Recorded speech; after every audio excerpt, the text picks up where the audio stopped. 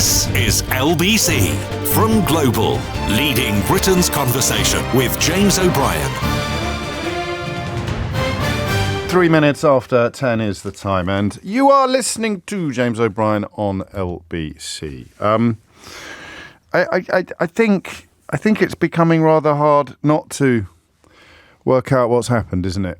You've got to put in some fairly considerable effort to pretend that it's not becoming increasingly clear. And of course, plenty of people were fearful of what would happen from the very outset. I take you back to October the 7th, one of the grimmest, most horrific incidents of terrorism, incidents of man's inhumanity to man that we've ever had the misfortune of reporting or witnessing.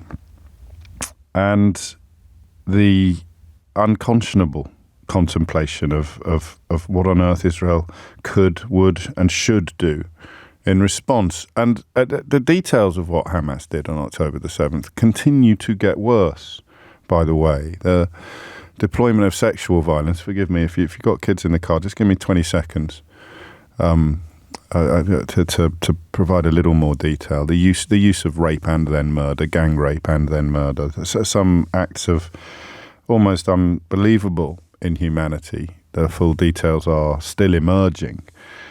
And there was the I don't know quite what the right word is to describe the inevitability of response. Okay. And I think for a while we crossed our fingers and hoped that the line between response and revenge would be clear. I think that in retrospect was very naive, but I will never apologise for hoping for the best on a personal level. It may be, well, I'd rather be naive than cynical, I suppose. I'd rather be optimistic than pessimistic. But I think that the hope that the line between response or even retaliation and revenge would somehow be clear. And it isn't. There is no difference at all. And then you move into the question of scale. And, you know, sometimes on the show, and thank you, by the way, for letting me do this every morning, but sometimes on the show, we stumble together into the question that seems to be either a cul-de-sac or a deal breaker, or a sort of penny drop moment, or the end of meaningful discussion. And sometimes it can be a bit clumsy. Sometimes it can be a little bit clumsy. On Friday, we did it entirely by accident when we were looking at something Benjamin Netanyahu had said, which was pretty clearly translated as "nothing will stop us." And then you add, "in our pursuit of Hamas." But I think you've got to be squinting pretty hard not to realise that what we're now contemplating is the inaction of a belief that there are no innocent people in Gaza. I think that is what we're looking at. You must leave the north and go to the south to be safe, but now we're bombing the south. I don't like the word genocide because, for me at least, genocide speaks to a determination to kill people born under a certain star. It's an ethnic or even a religious motivation for murder, not a geographical one. So I don't think the word genocide works in this context, but even that is moot. Even that sort of semantic prevarication feels a little bit ridiculous in the circumstances. I do think you can talk about ethnic cleansing now. I do think you can talk about a determination to remove habitable property from that 25-mile long strip of land. And they're doing pretty well when you consider that well over half of the population there have now been displaced. And displaced is a euphemistic word. Displaced is a word that doesn't really deliver the full weight of what it means. You say displaced, you think, oh, just, gone for a walk, move back in next month, next week, maybe even next year. But no, displaced means your house is rubble now. Just think for a minute, whoever you are, wherever you live, whatever you do, just think for a minute of your house being rubble, your home being rubble. That's all. It's rubble. And you have to not just work out where you're going to sleep tonight, but you have to work out where you're going to sleep until somehow, miraculously, you manage to own a house again. If you stay alive, of course, which is increasingly unlikely given the hundreds that have died in the last 2 or 3 days alone. And, your house is rubble, but at least you know you'll be safe if you move from the north, where your house has been rendered rubble, to the south, which you have, of course, been told to do. And you did. And now they're bombing you there. The displacement numbers are absolutely stunning in all the worst ways. So it as I say, those moments where you stumble into the questions. We did it on Friday on the what does he mean? I mean, if you can't answer that question honestly, what does he mean when he says nothing will stop us? If you can't answer that question honestly, then you've moved into the realms of lying to yourself, because the answer to that question is obvious. It means that there is no upper limit on civilian death in the frankly spurious claim that this is going to somehow either eradicate Hamas or secure the release of the remaining hostages. So that's all that's left. So 2.something million people in Gaza, considerably less than that now. Massive majority of them already displaced, thousands of them dead. How many more must die before your unachievable goal, you admit that your unachievable goal is unachievable? That's where we are now.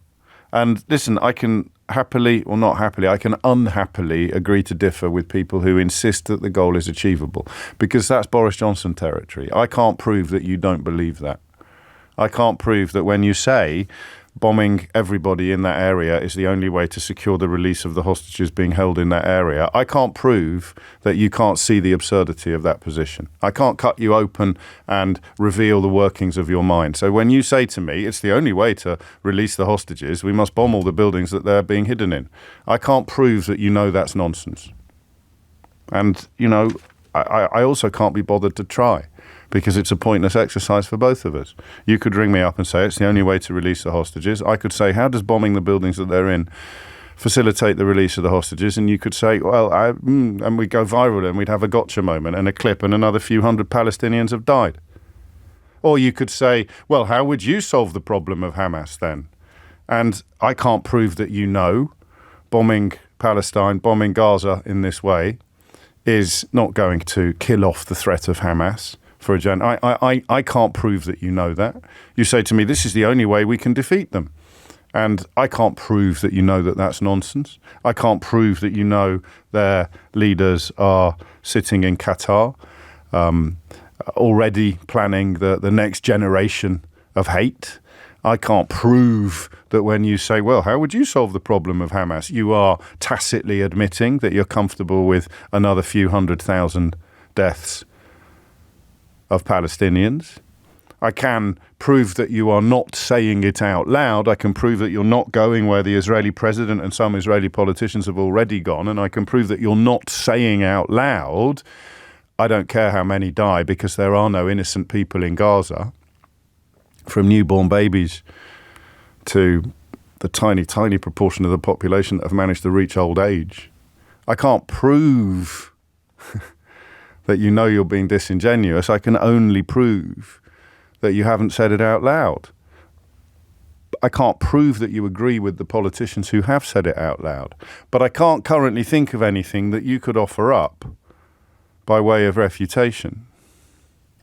So when I say, if you're still coming up with fig leaves like that, then you're actually just lacking and I don't want to say courage, because courage is a good thing. Courage is an admirable quality. Courage is something to which we should all aspire. So it doesn't take courage to say there are no innocent people in Gaza, but it takes something that many people lack, even as they implicitly or explicitly think it out loud. Because that is where we are now. They're bombing the bit they told people to go to be safe. If that had happened on day one, if they'd said, right, go south, and then the next day they'd bombed it, what would the world have done? You see how it works. But we couldn't do that on day one, so we've waited a few weeks. We told them to go south, and now we're bombing the bit that we told them to go to be safe. Because the absurdity of claiming that this is how you secure the release of hostages held in the territories that are now being bombed is so clear. We have to play a longer game. We have to be incremental. We have to turn the heat up on the pot with the frog in very gently. We can't turn it from 0 to 10 overnight, because then our support in the English-speaking world, because I can tell you for sure that it is largely confined now to America and the United Kingdom for reasons I don't fully understand, would begin to wobble, as indeed it is. The Vice President, Kamala Harris, responding overnight in a way that speaks of some dilution of unquestioning support for the continuing massacre of Palestinians. But imagine if they'd started bombing the south the day after they told everyone to move from the north. What would she have said then? As it is, she says this now on Saturday in Dubai. As Israel defends itself, it matters how. The United States is unequivocal. International humanitarian law must be respected. Too many innocent Palestinians have been killed. Frankly, the scale of civilian suffering and the images and videos coming from Gaza are devastating. I have spoken with members of the Palestinian, Arab, and Muslim communities of America, including those who have lost loved ones in Gaza and American citizens who were injured and evacuated from Gaza. It is truly heartbreaking. As Israel pursues its military objectives in Gaza, we believe Israel must do more to protect innocent civilians. And those are, I suspect, hollow words in that she probably means it, but she knows that her hope is largely vain, because even since she spoke, I think, the Jabalia refugee camp in the north has been hit. Hundreds of Palestinians killed in a 24-hour period, and the intense bombing campaign across the north and south of Gaza for a third day since the end of that truce with Hamas shows no sign of ending. Emmanuel Macron has suggested it will take 10 years to, quotes, eradicate Hamas, end quote. So I hate this, because you are able to hold two conflicting thoughts in your head at the same time. I do. I believe very passionately and very deeply in the existence of the modern state of Israel. I find it an almost unbearably emotive issue, but I can't allow that to justify what I see happening in Gaza. So you can't pick a side, to coin that horrible, meaningless, reductivist phrase. Sadly, we live in a world where you're told to. You're pro-Israel, are you? Then you must be anti-BBC.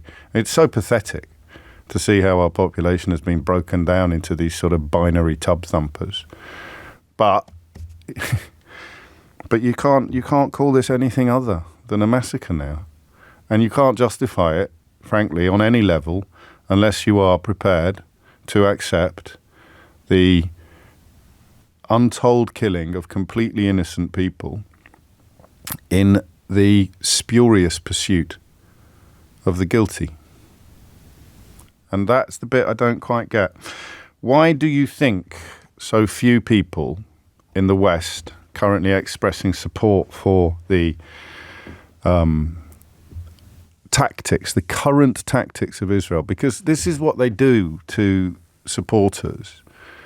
Anybody, not just Israel, but anybody who moves incrementally. You know, you could draw parallels with all manner of movements, all manner of political movements, but you do it. You don't go from A to Z. You go from A to B and B to C and C to D. But then you make a mockery of your own supporters, because people were insisting that there was no earthly way that any hostages would ever be released voluntarily by Hamas. Therefore, we can justify the current tactics, and then they release some hostages.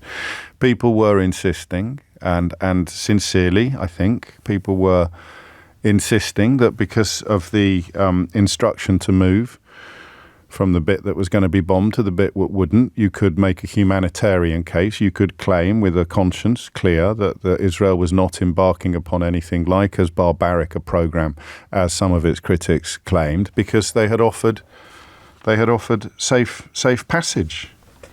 They'd offered safe passage to the north, but now they're bombing the north.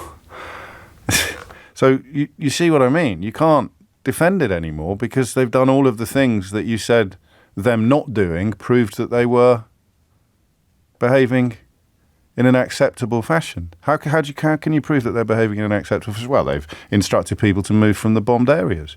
There's no way that the hostages would ever be released. And all of these things, Israel takes away from its own supporters. Taken away from me, actually. On October the 8th, I was fairly clear that Israel had the right to respond in a well, I don't want to say apocalyptic, but in an incredibly robust and effective fashion. Of course it did. I struggle also, while we're dancing around this subject, I struggle also to accept that a country with the intelligence and military capabilities of Israel has no choice but to bomb everywhere into oblivion, to bomb the Gaza Strip back to the Stone Age, if they are motivated exclusively by the pursuit of Hamas terrorists, the leaders of whom are hundreds of miles away. It just doesn't work, does it? It just doesn't work anymore. So have we reached the end game? And for the millionth time in the last few years, I derive no pleasure whatsoever from the suspicion that we're about to be proved right if we haven't been already. Because the end game was always set to be, it doesn't matter how many civilians die. Have we reached that now? 0345 6060 973 is the number that you need. Have we reached the bit now where everybody knows that Israel has little or no concern for the civilian death toll? Because if it did, it could simply not be pursuing the policies that it's pursuing. And that's not a bone of contention necessarily, because you may well think that that's a reasonable response to the existential threat that Israel lives under. The perceived existential threat that Israel lives under. But have we reached the bit now where everyone can agree that the direction of traffic proves an absence of concern for civilian death and a level of comfort which has been articulated by Israeli politicians, remember? It hinges upon a conviction that there are no innocent people in Gaza. They are all complicit. They haven't risen up. They haven't overthrown Hamas. They haven't taken control of their own destiny, and therefore, yeah, all right, I'll say it, they all deserve to die. That seems to me to be where we are now. And I think, with respect, you're going to struggle to convince me or persuade me that I'm wrong. Because I haven't offered an opinion yet. I've only really offered descriptions and then attempts at explaining the observable reality that all of us can see. 0345 6060 973. James O'Brien on LBC. James O'Brien on LBC. 10:24 is the time. You are listening to James O'Brien on LBC, where the simple observation that the part of Gaza to which the Israeli government instructed civilians to move to be safe is now under bloody bombardment. That surely changes everything, including previous reasons for supporting the current tactics of Israel. So have we reached the bit where everybody knows that there is no upper limit on how many civilians Israel is prepared to kill in what many consider to be a spurious pursuit of terrorists? But whether you think it's spurious or not, the question remains the same. That's where we are now, right? That you can't really make a case for claiming otherwise because evidence. Sarah's in Bedford. Sarah, what would you like to say? Oh, hi, James. Hello. First-time caller to your show. Blimey. Thank you for having me on. First of all, the whole situation is utterly heartbreaking. I have been following a lot of journalists on the ground in Gaza, but I've also been trying to keep an eye on the other side of things, as it were, you know, the voices coming from Israel, politicians, and so on. And I, to be honest with you, I actually feel that before now it was becoming difficult to deny what Israel's endgame was. I'll be honest with you. You know, a lot of politicians and spokespeople in Israel have been very outspoken about sort of eradicating Palestinian people. And I think also what upsets me is the sort of lack of context that we often see in mainstream media around. The focus seems to often be on October the 7th. Now, don't get me wrong, that was appalling and awful, and I in no way condone that. However, no one ever really seems to talk about the thousands of Palestinians who have been imprisoned unlawfully or the well, you can't be following the coverage that closely, but I appreciate you're talking about essentially right-leaning newspapers when you mention that failure to cover some of the broader context. I mean, not least the fact that some prisoners were released last week speaks to the fact that their existence has obviously been covered. But let's not look in the rearview mirror just for now. Let's look at what's happening today and what is likely to be on the road ahead. Can you conceive of anybody conjuring up a defence of what Israel is now doing that doesn't admit an almost complete disregard now for civilian life? Well, I mean, no. I really want someone to do. I don't want to be here, Sarah. I'm not comfortable here. I want someone to do it. I want someone to come up with it. Yeah. No, not in any.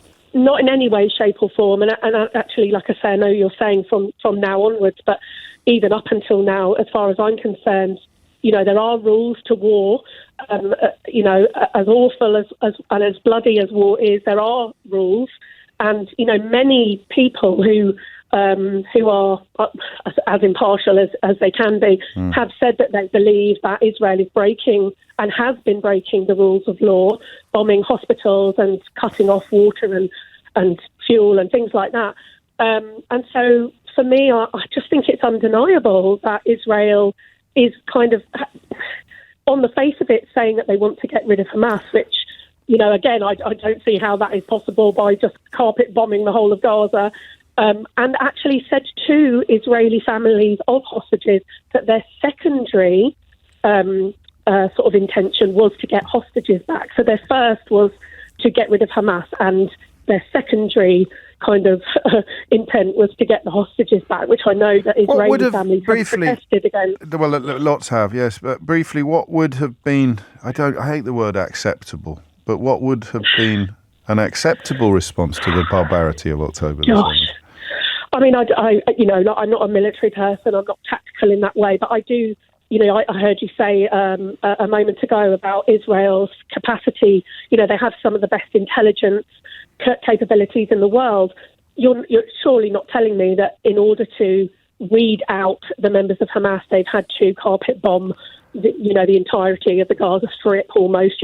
I suppose that would have taken too long, wouldn't it, from their point of view? And you can imagine the emotional need among Israeli people for a visible and serious retaliation to the October the 7th attack. It would have taken enormous political courage and great leadership skills to say, we're going to take them out one by one, we're going to track them down and we're going to kill them. The leaders of Hamas and the members of Hamas, because, of course, the obvious response from the population would be, well, why haven't you done that already? You've had decades to do that. So every answer to every question just throws up more problems and more complications, which is why the very, very worst people are, as is often the case, the people who insist that it's straightforward and simple. It's coming up to 10:30.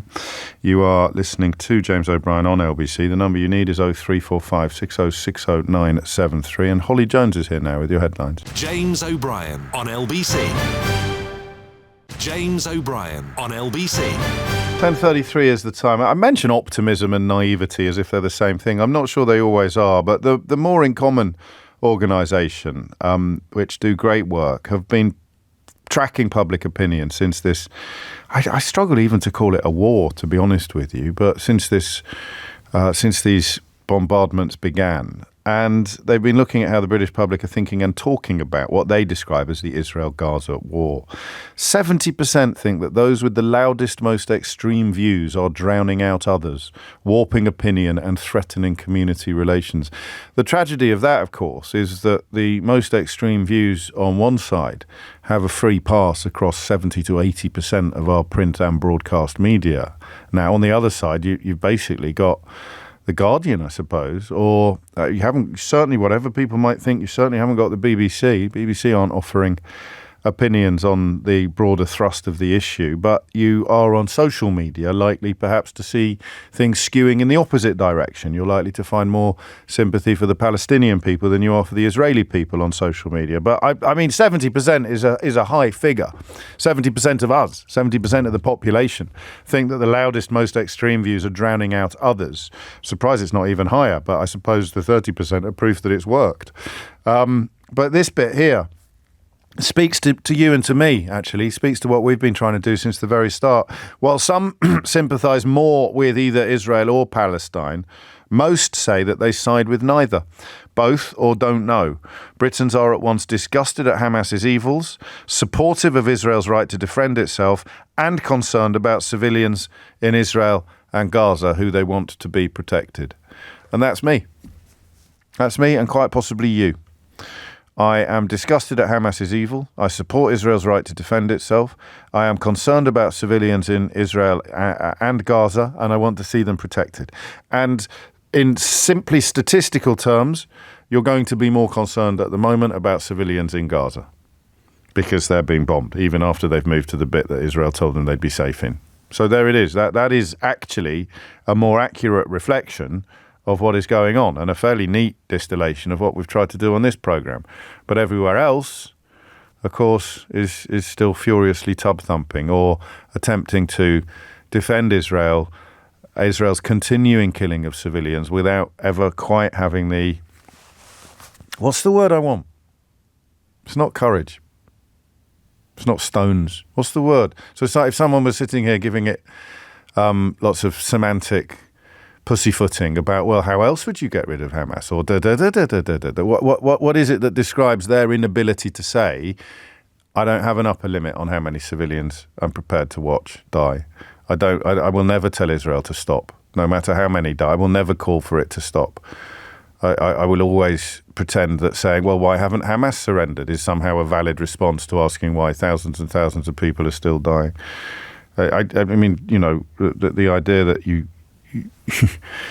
don't want Hamas to also stop doing what they're doing while calling for Israel to stop doing what they're doing is so obviously absurd. I sometimes wonder whether it's worth even examining. But text me the word. What's the word you use for somebody who won't actually say out loud what the Israeli president has said out loud, what the Israeli president has essentially said out loud, that there is no such thing as an innocent civilian in Gaza? Why... With the people refusing to call upon Israel to stop now, why won't they say out loud what it is that motivates their failure to call for a cessation? Becky's in Manchester. Becky, what would you like to say?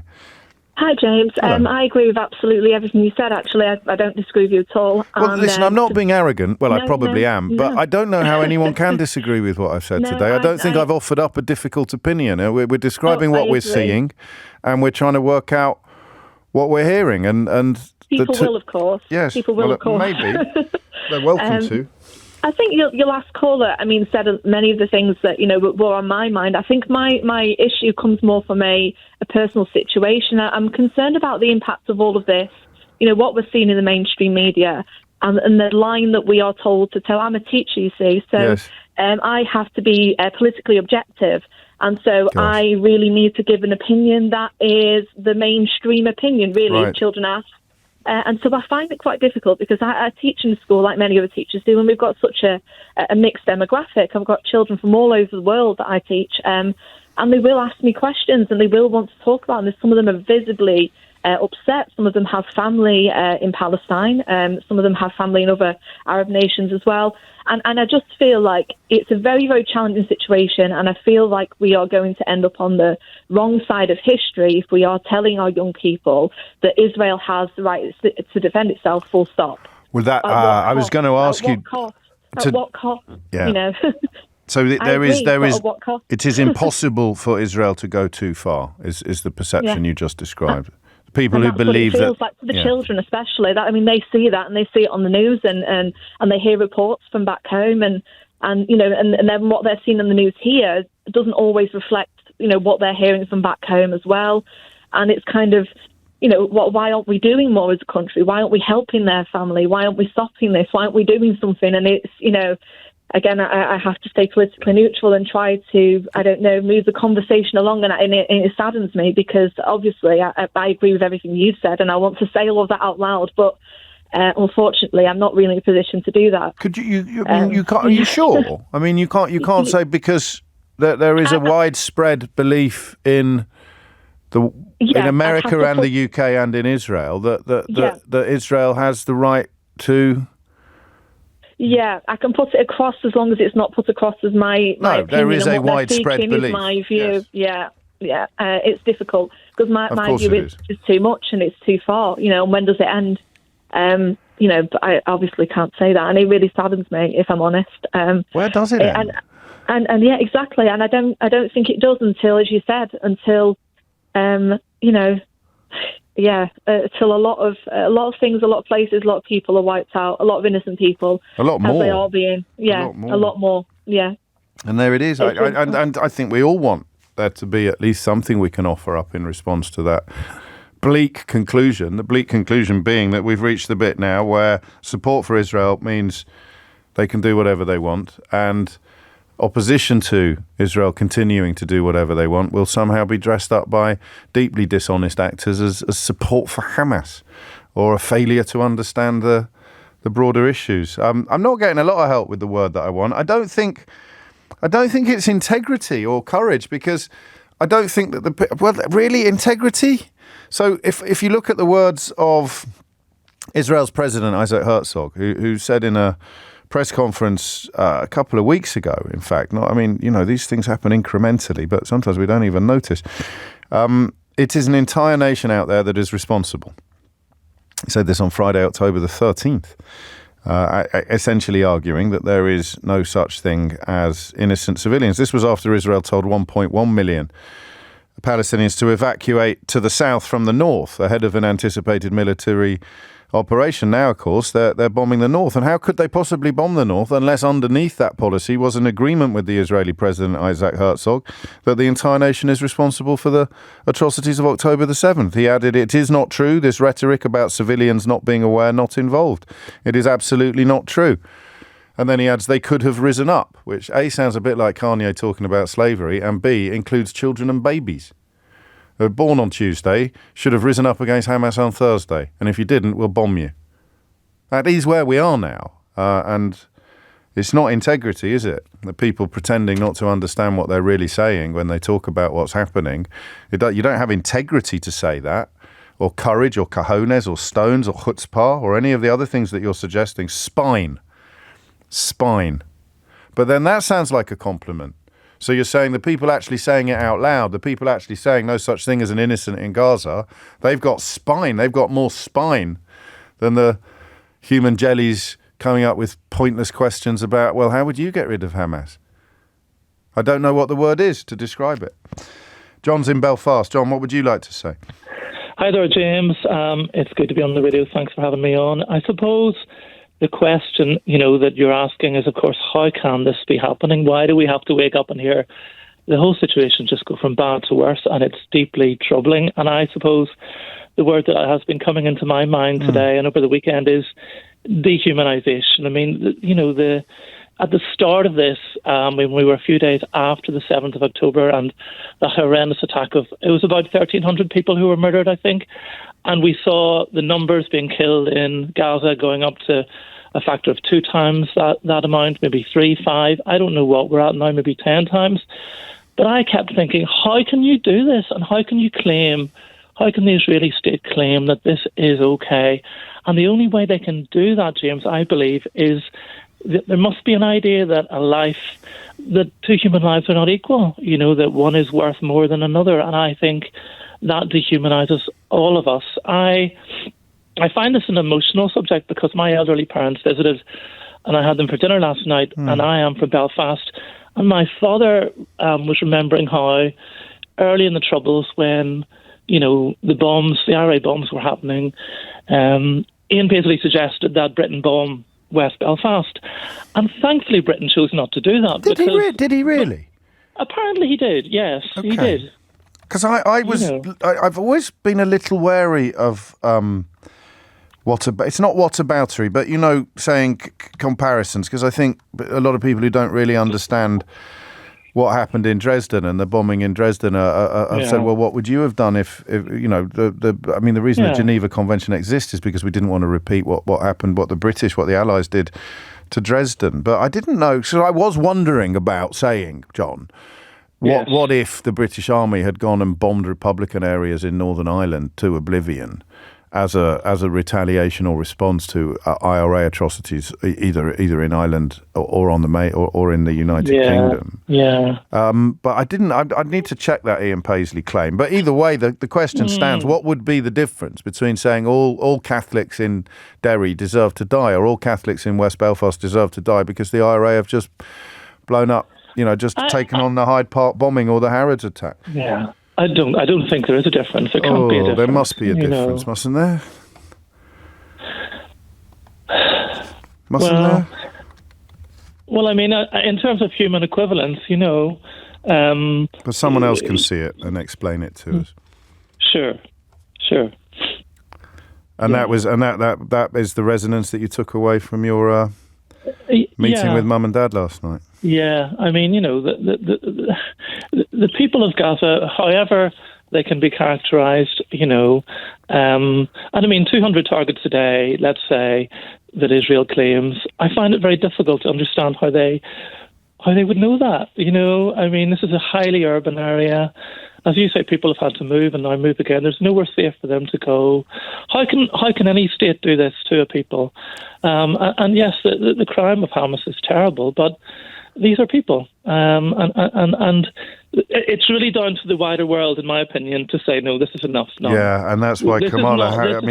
Yes. I mean, if we don't have rules, the whole point about rules and the distinction between a terrorist and a soldier is that the terrorists have chosen not to abide by the rules, and the soldiers are, or at least their leaders, are supposed to. There's a French-Israeli lawyer on television this weekend called Nili Kupfer-Naori, who again said it out loud, claiming there are no innocent civilians in Gaza during a live TV interview. It happens now. I'm short of defence, if that's the right word to use. I'll read Mark's text. I don't really understand it, Mark, I'll be honest with you. And as a general rule, if someone says, I bet you won't read this out, I make a point of not reading it out because it's such a childish tactic to deploy. But I'm so short of people criticising the calm analysis that we're providing on today's programme that I shall read out I presume it's a criticism.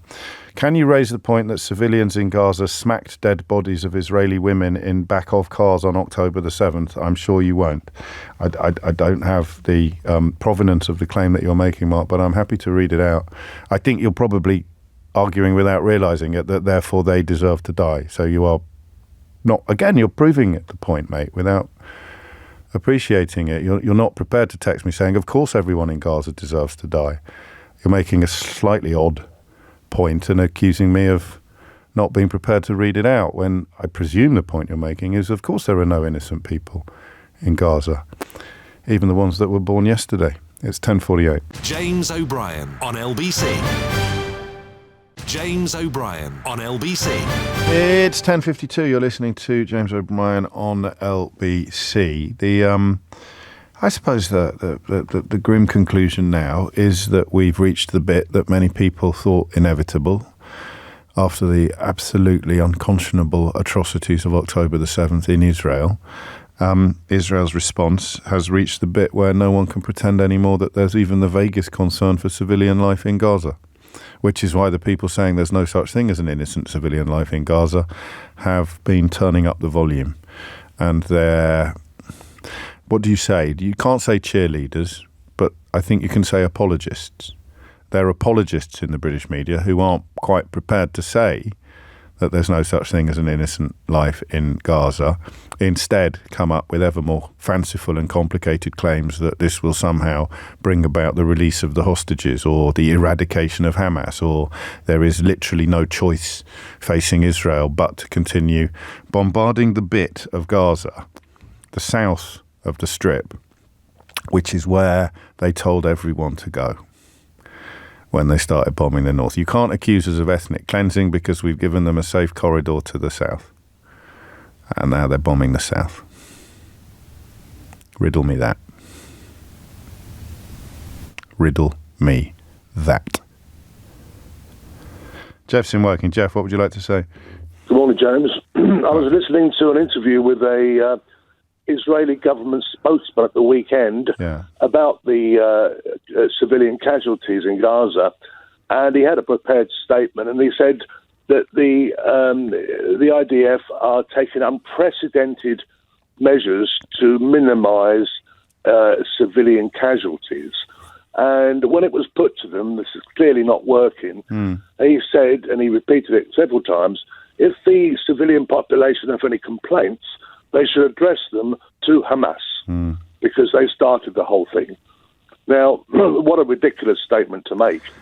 Well, it is, I mean, for reasons that I don't think we need to lay out, but it just about works, doesn't it? It just about gives, so you make a spurious claim that's not really backed up by any evidence whatsoever, and then you deny responsibility for everything that's happening by passing it back on to the terrorists who, by definition, reject all of the obligations, regulations and international law that you as a sovereign nation are supposed to abide by.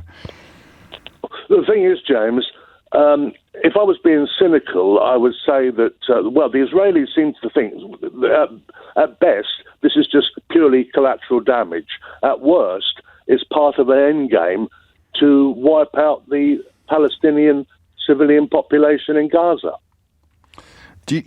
And I suppose the milestones we pass, the bloody milestones we've passed since October the 7th, that's probably the next one when we start having a fuller and franker conversation about the obliteration of the Gaza Strip in any recognisable form.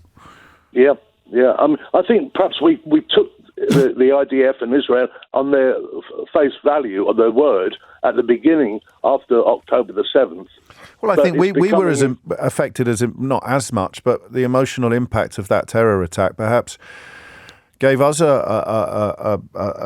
openness to the necessity of response, and we pressed pause on properly wondering and properly examining what that response could and should be.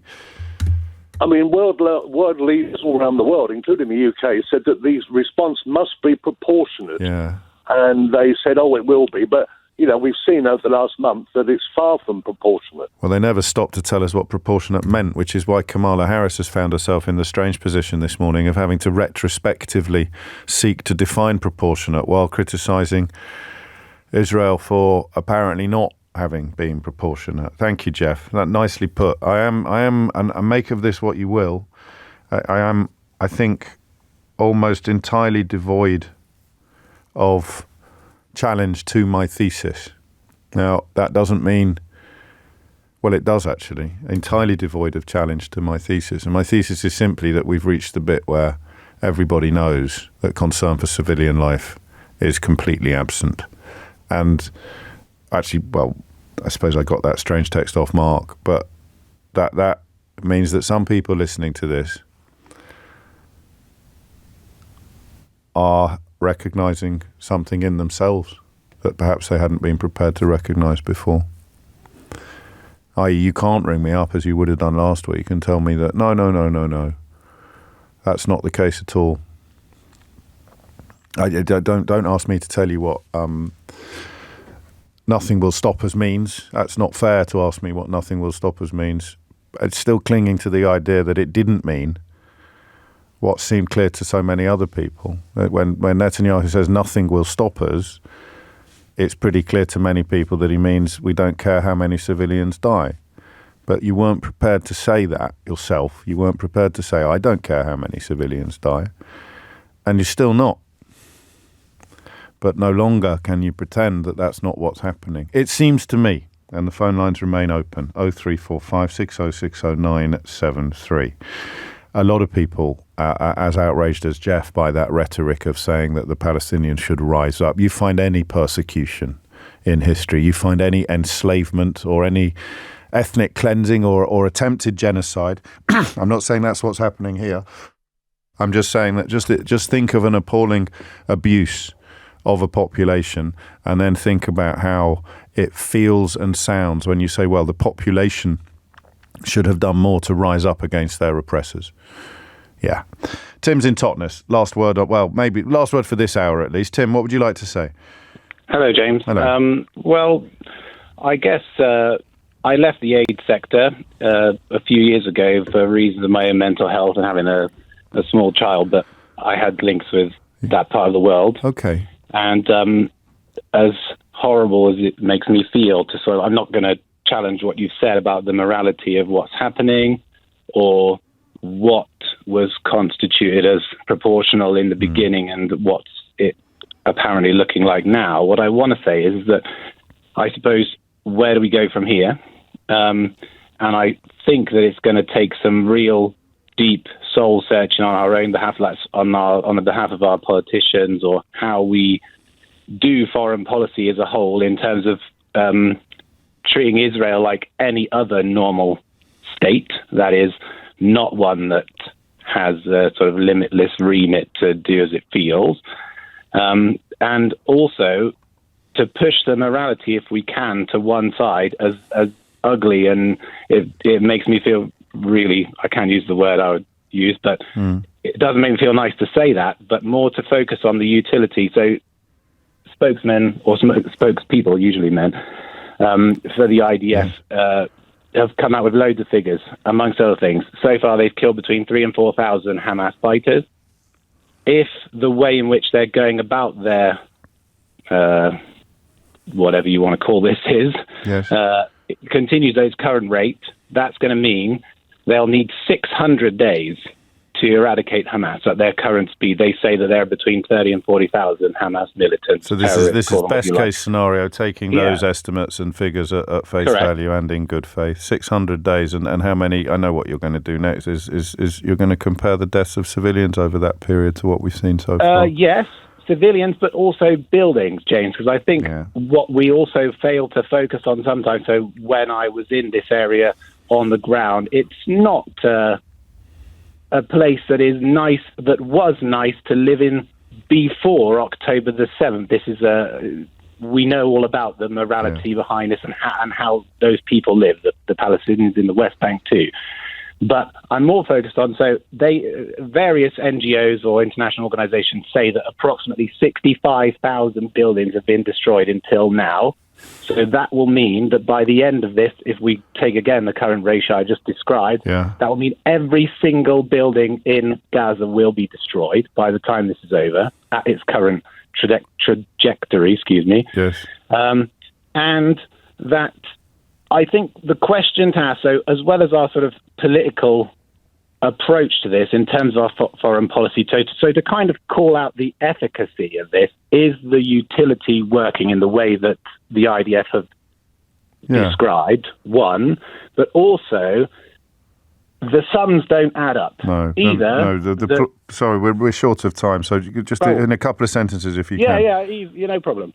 So either these strikes that they're doing, bombs, warheads, etc., are either precise and targeted, and they're failing because they've managed to destroy 65,000 buildings and only 3,000 or 4,000 Hamas fighters, or they're indiscriminate and it's revenge. So I know what I think about that. But if we focus on the efficacy of this, are they getting it right, and how long is it going to take, and what are the consequences going forward? I think this is what our politicians, or Biden, or we started with it last night with Kamala Harris, you had that on earlier, they've got to call this what it is, and that is, yes, there's the background behind it of October, but what are you doing in the meantime, and what are the consequences, and what have you solved? Because if this is your aim, this could be never-ending, far-reaching, and it just means eradication.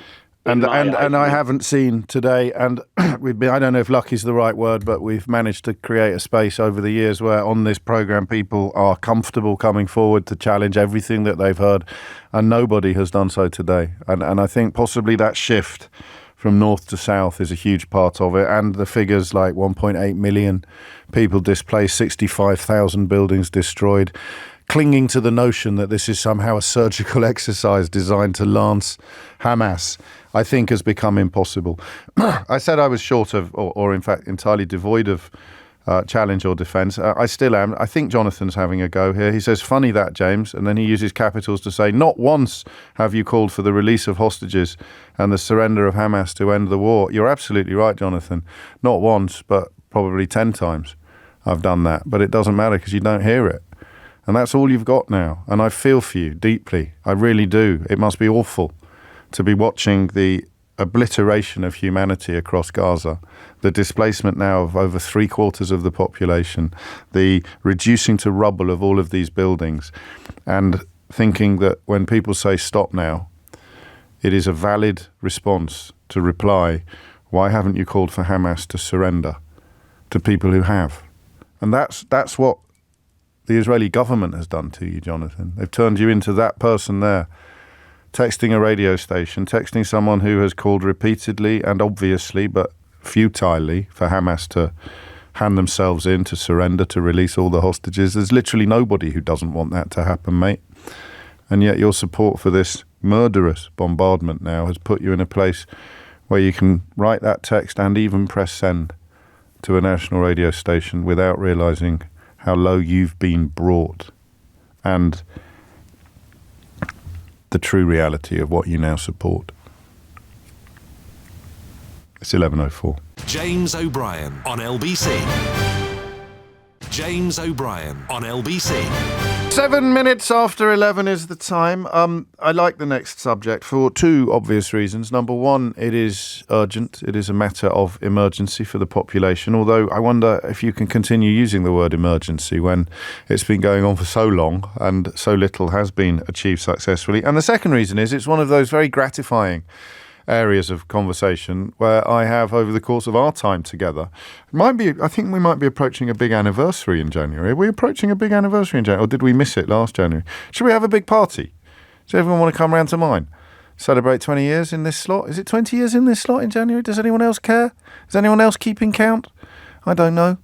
But over all the years we've spent together, and I was about to say I've stayed the same size during that period, but that's not strictly true. I've fluctuated quite a lot, probably closer to the upper limit than the lower limit at the moment. I think I was at my leanest after COVID, but that doesn't count, does it? Because I didn't eat for a week. But I have stayed more or less the same size over the course of our time together, over all our years together. You, however, have grown exponentially. If I look at the figures, both in terms of audience size and in terms of personal dimensions. But one of the things I have been, and I don't see any prospect whatsoever of me changing my mind or turning back again, but I was absolutely hideous on the subject of obesity. And I think that my previous hideousness is part of the answer to a question that I'm about to ask you. Because the question I'm about to ask you is, why have we failed so completely as a nation? And I do want to make it meta. I want to make it macro. The reason why you have failed to tackle obesity on a personal scale might be pertinent to the bigger question, but I do want the bigger question. I do want to know why, as a country, as a society, we've now reached a place, despite years of warning, very, very, very loud warnings, not just from medical professionals, but also from Latter-day Saints like Jamie Oliver, telling us again and again and again that this path we were on was not only going to be hugely costly to our life expectancy and general health, but also to the public purse. Henry Dimbleby, who the recent governments have preferred to Jamie Oliver for reasons they've never fully explained, I suppose being a Nepo baby might be part of it, has given his view today, and it is that Britain's weight problem is now costing almost £100 billion a year, and is a large part of the problem of people who could work not working. Obesity as a disability or obesity as a lifestyle choice, however you prefer to see it, and I'm very much in the former category. However you prefer to see it, the estimation is that the cost is expected to grow by another £10 billion over the next 15 years as Britain continues to get older and sicker. This is a comprehensive report on the impact of obesity on the country's finances. So clearly, thank you, Ash in Liverpool, has pointed out I have actually lost my hair over that period of time that we spent together. This is true. Thank you. Part of the problem is probably people like me. But I don't know whether I'm a chicken or an egg. That's not an answers on a postcard question. I don't know whether I'm a chicken and an egg. So that rather easy, lazy. In fact, you can put them in another piece, can't you? You would go pro-Israel, anti-BBC. You think that obesity can be solved by eating less and exercising more. This incredibly lazy chocolate box of opinions that seems to be shared by pretty much everybody who's ever cashed a Rupert Murdoch cheque is a very reliable indicator when you look at the last 4 chocolates they've eaten at what the next chocolate they pick from the box will be. So I used to be in that camp. I used to mock obese people on this program quite roundly and quite regularly. It became something of a, dare I say, a catchphrase. I had a catchphrase. I don't think I'll even repeat it now. What I like is the fact that the audience has grown so much since those days. Most people listening won't know what the catchphrase was, unless you've read my second book, of course, How Not to Be Wrong, The Art of Changing Your Mind, where I do quite a lot of self-flagellation on this issue, because what I wanted to do in that book, having benefited from some therapy, I realised that I hadn't done to my own wrong opinions what I do to yours. So you ring me in and I go all flipping third degree on you to ask, oh yeah, what laws is it that you're looking forward to not having to obey anymore when we leave the European Union? Or what do you think Benjamin Netanyahu means when he says that nothing will stop us? I haven't used the same, some might say forensic, some might say hectoring tactics on myself and the opinions that I hold that hurt people and the ones that I use on you. So I did, and I tracked down the source of my negativity about obesity to a sort of shame, a sort of knowledge that I'm rubbish at. I'm not very self-disciplined. I find it hard to resist delicious things. And I don't really like exercising. I've never, apart from tennis, I've never really found a mode of exercise that I like. But I have some shame attached to that. And in order to silence my own shame, I would attack obese people and blame them for their own condition. It was like a sort of, in fact, there's something that I learnt in therapy that stayed with me to this day, and it is that if I point a finger at you, it's a little bit naff this, but it really works. If I point a finger at you, there are 3 fingers pointing back at me. It's a neat distillation of what psychologists call projection. So in fact, when I attacked obese people, there was probably a side helping of self-loathing going on there. And I think you get that. If you look at the kind of men and women in the media who really get up on their high horse about obesity and are really horrible to people with big weight problems, you can see why there'd be quite a lot of self-loathing involved in their lives, can't you? Just think of one now. Got it? Got one in your head? Yeah? Okay. Now, if you were them, would you be going in for quite a lot of self-loathing? Yeah, exactly. So it is relatively straightforward, and I can say that because I was part of the problem and I've now come out the other side. So how have we ended up? How has the United Kingdom ended up with such an enormous and expensive weight problem? And I'll take any answer you've got, because my answer would be fairly straightforward. The sugar tax has worked on fizzy drinks, so just make everything else that's bad for us even more expensive than it is already. That's all. A pasty tax, a sweetie tax, a crisp tax, a twiglet tax. A twiglet's bad for you. I eat quite a lot of twiglets. Are they? Monster munch tax. Oh, I'm going off this idea. A monster munch tax, really? What? But that's the only way it's going to work. You can talk until you're blue in the face about also a blue sweets tax, because they make you blue in the face. What? You can talk until you're blue in the face about the importance of exercise. In fact, exercise makes some of us blue in the face.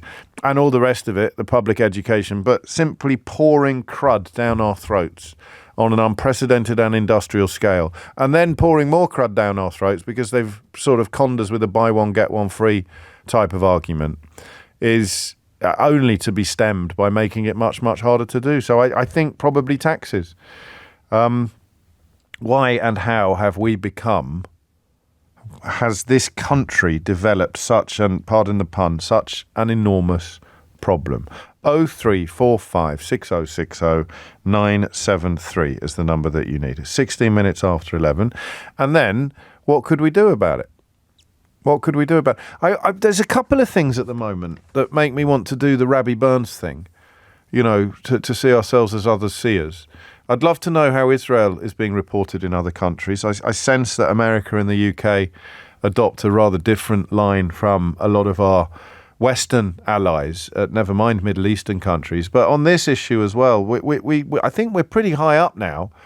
As Boris Johnson would say, we're close to world beating when it comes to obesity. So what is so different in other countries? In fact, you can do that for me if you've lived in another country or are listening in another country and you're immersed in the culinary culture. of those countries.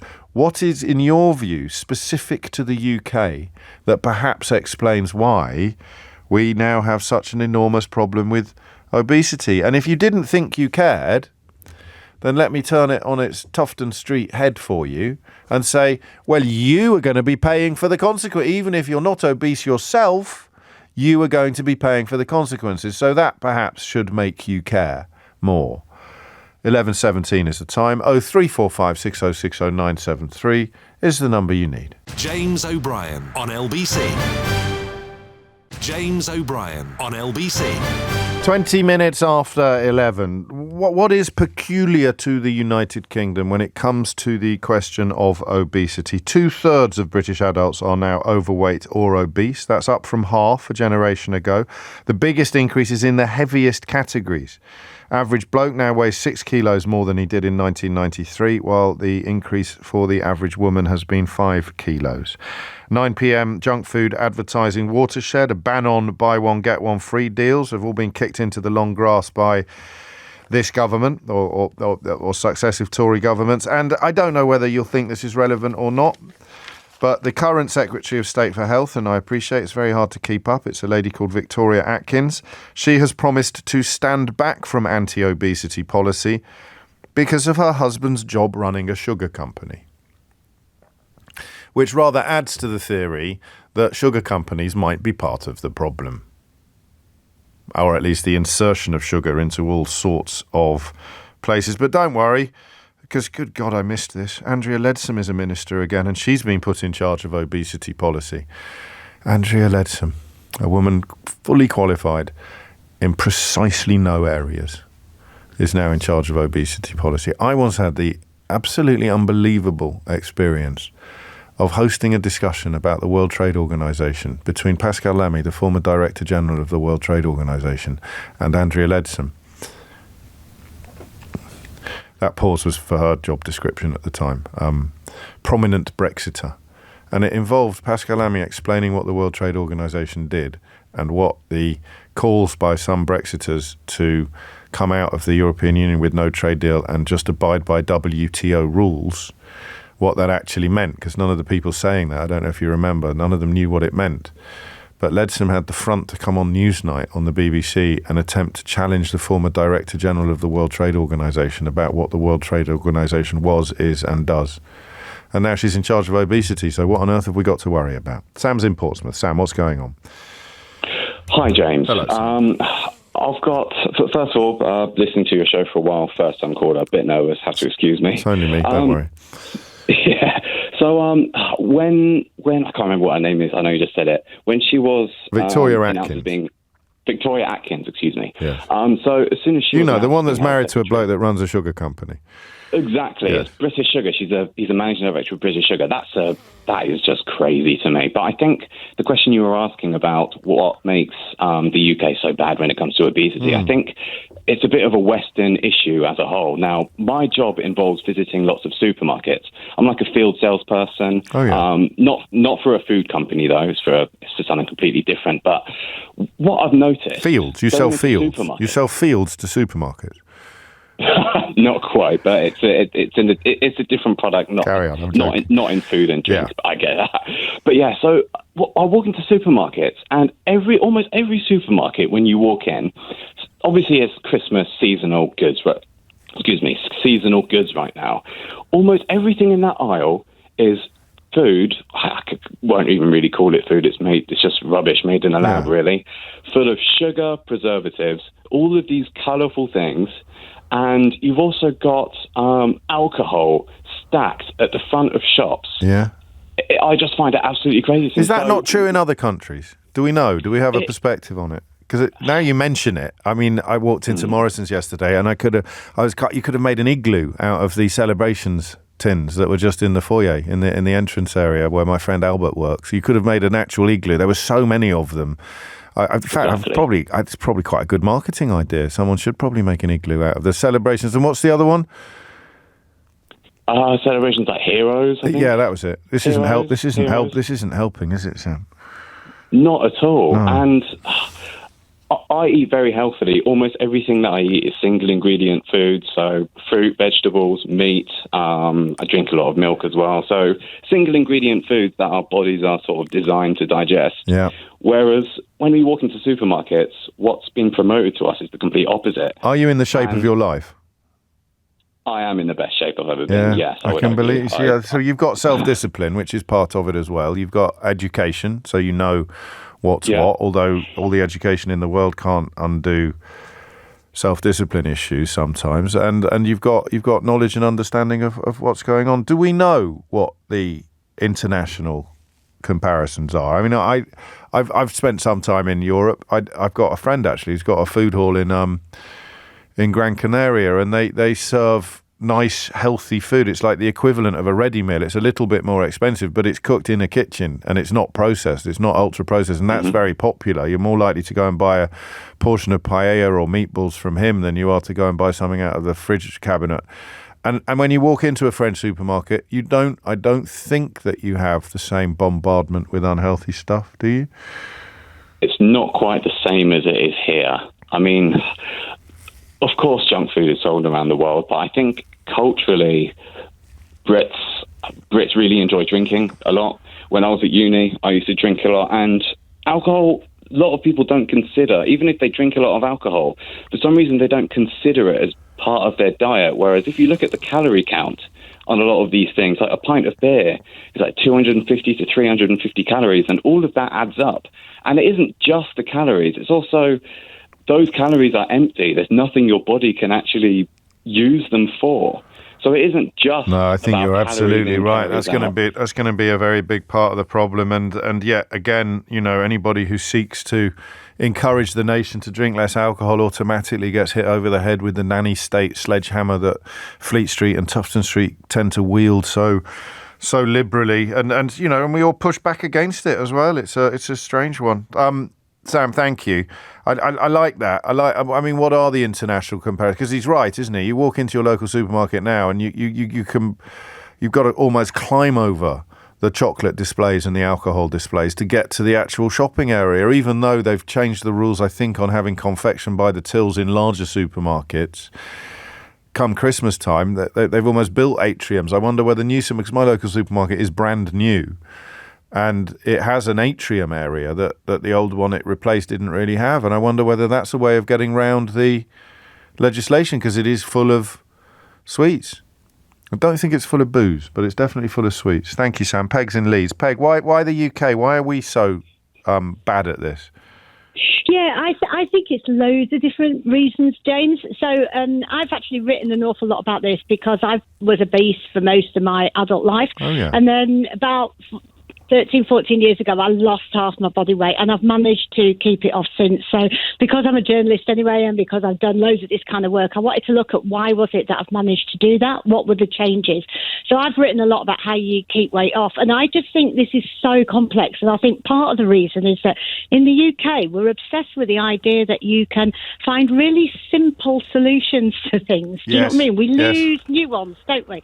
We lose complexity. So some people will say, oh, people are just fat because they're feckless, and other people will say, guys, they eat wrong, and they like what Sam was saying was absolutely true. All that stuff was totally true, but it's really complex. So some of the things that I think kind of go into this complexity are, I do think we're very keen here on gaslighting individuals to put everything back on personal responsibility. So we say it's your fault if you're overweight, it's your fault if you're obese, just eat less, move more, change what you're doing. We don't look at the fact that we've institutionalised obesity, like you were saying. We don't tax things. We've made it really hard to buy fresh fruit, fresh veg. It's really expensive. I'm going to get on a train later today. The chances of getting anything fresh or healthy on that to eat virtually impossible. Even school dinners, hospitals meals, we've made that really difficult. So we just gaslight people basically to do that. We work the longest hours, don't we? So we've made it really hard. Do we? Yeah, I think we do. I think in Europe we work the longest hours. We've taken cooking lessons out of schools, so loads of kids and loads of families don't know how to cook because we've taken those lessons out of it. Why have we done that? Why have we done save a few quid in the short term, was it? Cost us a fortune in the long term. A few quid, because, we're all supposed to be learning by rote, aren't we, to get through exams and SATs, so we don't do as much, Such a simple thing, though, such an obvious improvement to our lives. Absolutely, to enable us to grow up, because we don't really teach, do we, at school, subjects that actually enable us to kind of live.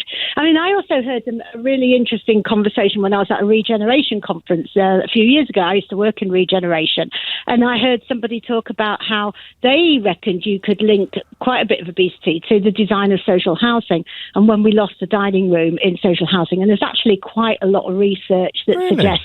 Because people are sitting on the sofa. Yeah, in other countries, they sit down for family meals.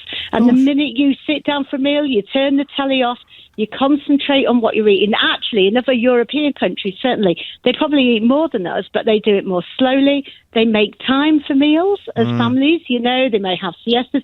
I mean, it's all these different things, I think. And we have to, I think, also look at then the support for individuals has to be much more nuanced. It has to be much more personalised, and really think about people's lives and where people are at in their lives, and what the challenges are. You've taken me up to the news. You've taken me all the way up to the news, but in spectacular form, Peg, for which I'm grateful. And I do think, once again, the sort of exertion and expense you describe, short-term governments balk at, despite the fact that long-term costs are now costing £100 billion a year. I'll say that again, £100 billion a year. There'll be someone wanging on about foreign aid in a couple of weeks because it's costing us tuppence halfpenny to help keep the birth rate down in we can't say Rwanda anymore, can you? Because they're our great allies and aids when it comes to dealing with refugees. But £100 billion a year on obesity. And, think of all the things you could be spending that on instead. It's 11:31. Holly Jones is here now with your headlines. James O'Brien on LBC. James O'Brien on LBC. 25 minutes to 12 is the time. I'm never quite sure about this, but someone showed me the figures for the whole show podcast the other day, and it is actually extraordinary how many people are now enjoying the show when it's not live. Of course, with the Global Player app, you can rewind and pause and be in complete control of it. But I don't think it counts for my radar, so I don't know if I should be plugging it as much as I do. But I will, because I care more about the quality of your life than I do about the size of my own audience. I want to improve your life, even if it costs me listeners on the official measure of Radar. But if you go to wherever you get your... Well, that's how I am. That's how I roll. If you go to wherever you get your podcast or you download the Global Player app, you can listen to the show, and it's edited a bit. So there's no ads and stuff. There's sponsorship, but no adverts. So it's a different listen. I think we take the news out as well, don't we? So it's pure. It's 100% chat, yeah? 100% chat. Chat and bants. That's what it is, 100%. So I just mentioned that because it's proving so popular that I presume if more people knew about it, it would be even more popular. It's great for the days when you can't listen live. I think what happened was, during lockdown, we made a lot of new connections. And then when you went back to your normal routine and listening to the radio ceased to be an option between 10 and 1 live in the morning, you decided that you wanted to keep the connection, which is rather lovely and gratifying. Why does the UK have such a problem with obesity? And how does it compare to other countries? So if you're going to offer up an answer to that question, how confident are you that your answer doesn't also apply to countries that have much less of a problem with obesity? Ryan is in Leicester. Ryan, what would you like to say? Good morning. Hello. Thanks for bringing this up. This is something that I'm quite passionate about, previously being obese. Okay. And it is definitely very complex. Listening to some of your other callers, their input's been great as well. But to oversimplify it as much as I can, I think it does come down to the individual. Right.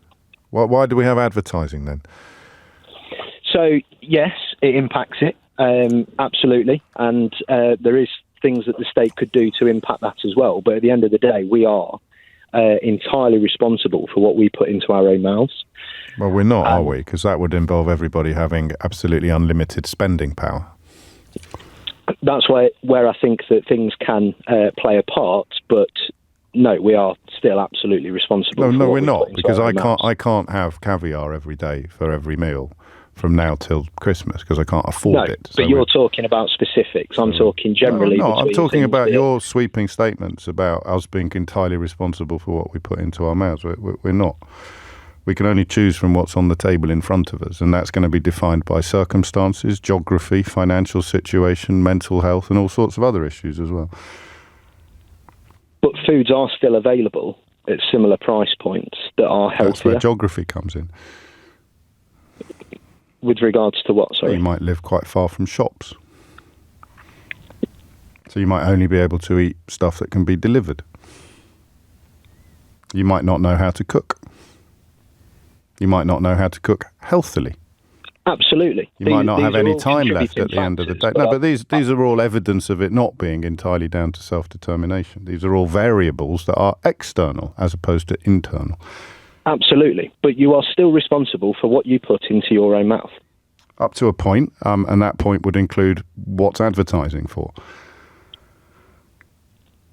But the advertising doesn't choose for you. No, but it takes away your freedom. It encourages you to believe that if you eat this or drink that or go there or do that, then it will improve your quality of life. There's a reason why these companies spend billions of pounds a year trying to influence our choices, and by influencing our choices, they take away our freedom of choice. So it ceases to be a matter of internal autonomy, and instead becomes a subject of external influence.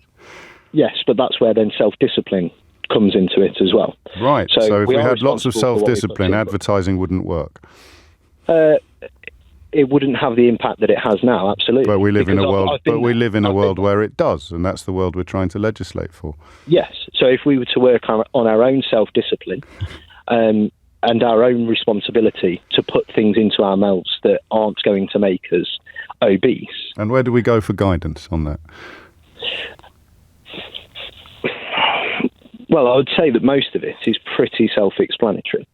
Well, for you it is, but I'm thinking about all the people for whom it isn't, which is, of course, the people about whom we're talking. So where do they go for their guidance on that? And let's start with a 10-year-old child. Right, okay, yeah, absolutely. So, yeah, for them it's going to be their parents. And I know exactly the route that you're going to take this conversation from that. Well, then say it out loud, because their parents aren't doing it. So who helps that 10-year-old child? Yes, you're absolutely right. I know, but that's not an answer to the question of who helps that 10-year-old child.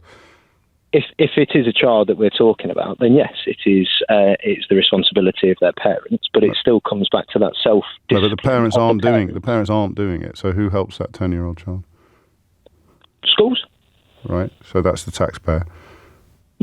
Okay. And then the parents who have managed to reach adulthood without understanding any of this stuff, or without developing good habits, or without having the knowledge that they need, who's going to help them?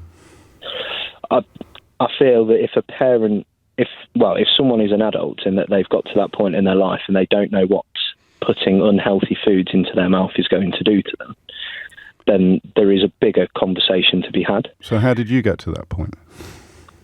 Laziness. So you knew what was good for you and you knew all the right things to do, you just chose not to do it? Yeah. So that's a mental health issue?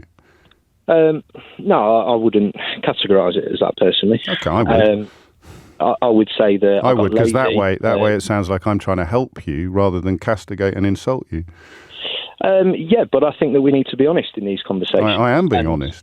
Very. Yeah, and so am I. And what you said earlier about you being responsible for jokes that you've made about fat shaming, I would actually defend what you used to do. I thought you might. In a way.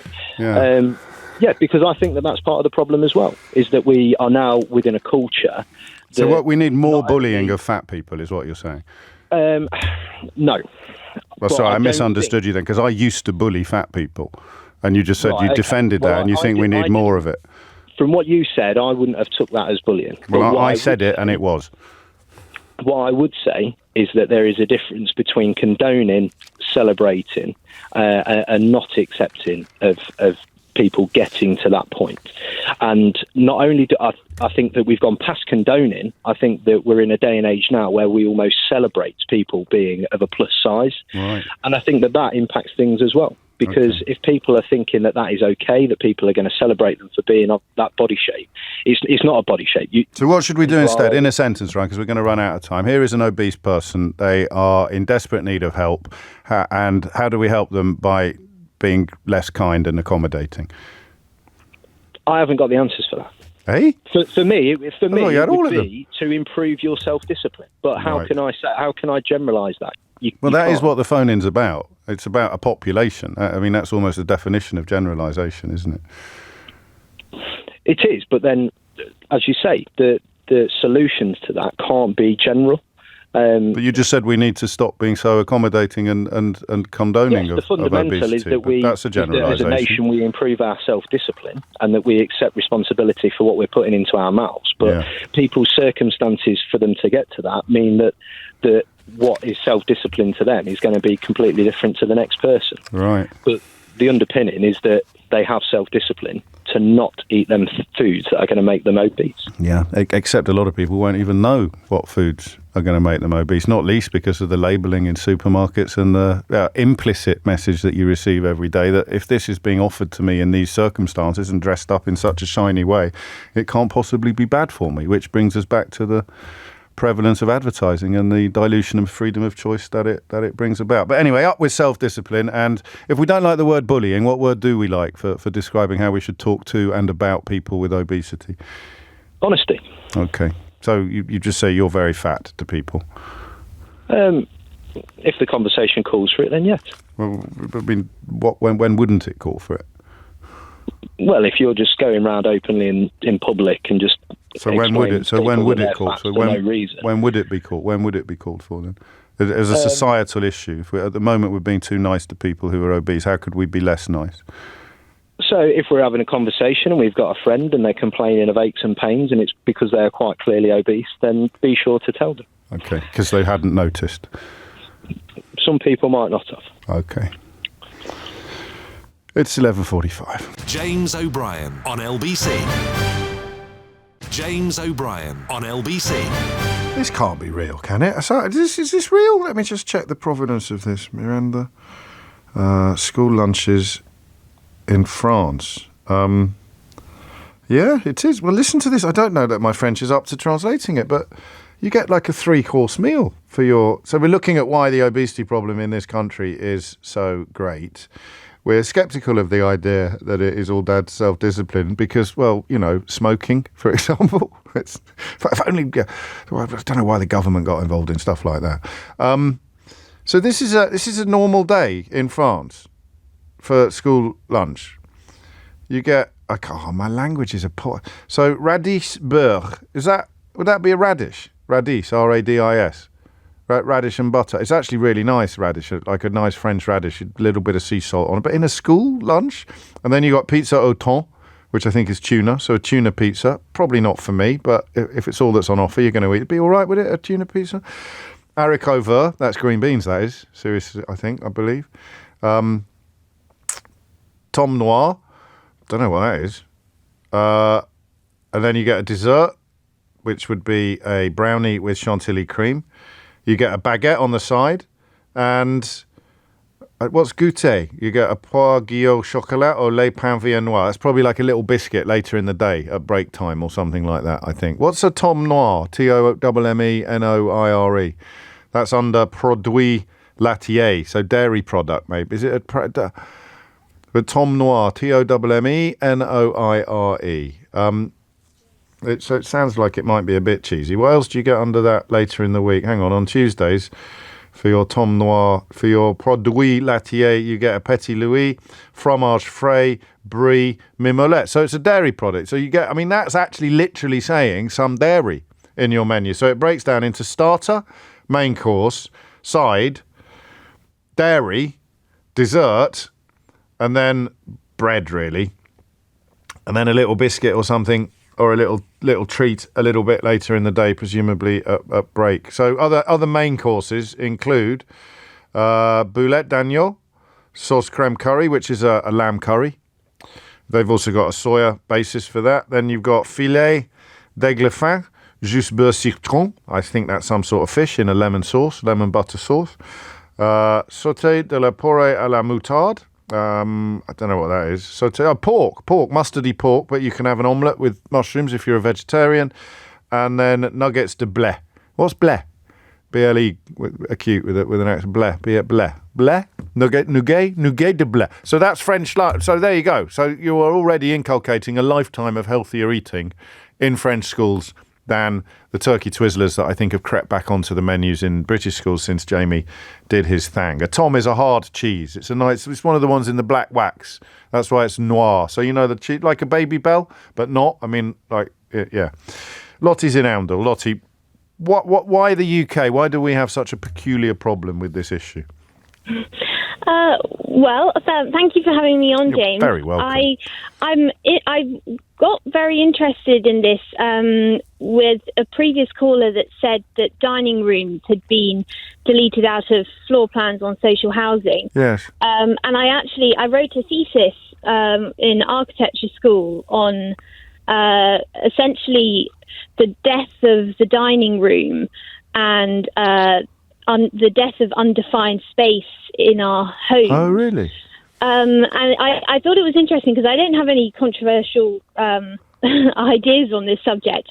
I think what I'm interested in is more society and how society responds in our housing and how we set up our homes, and therefore probably our connection with food.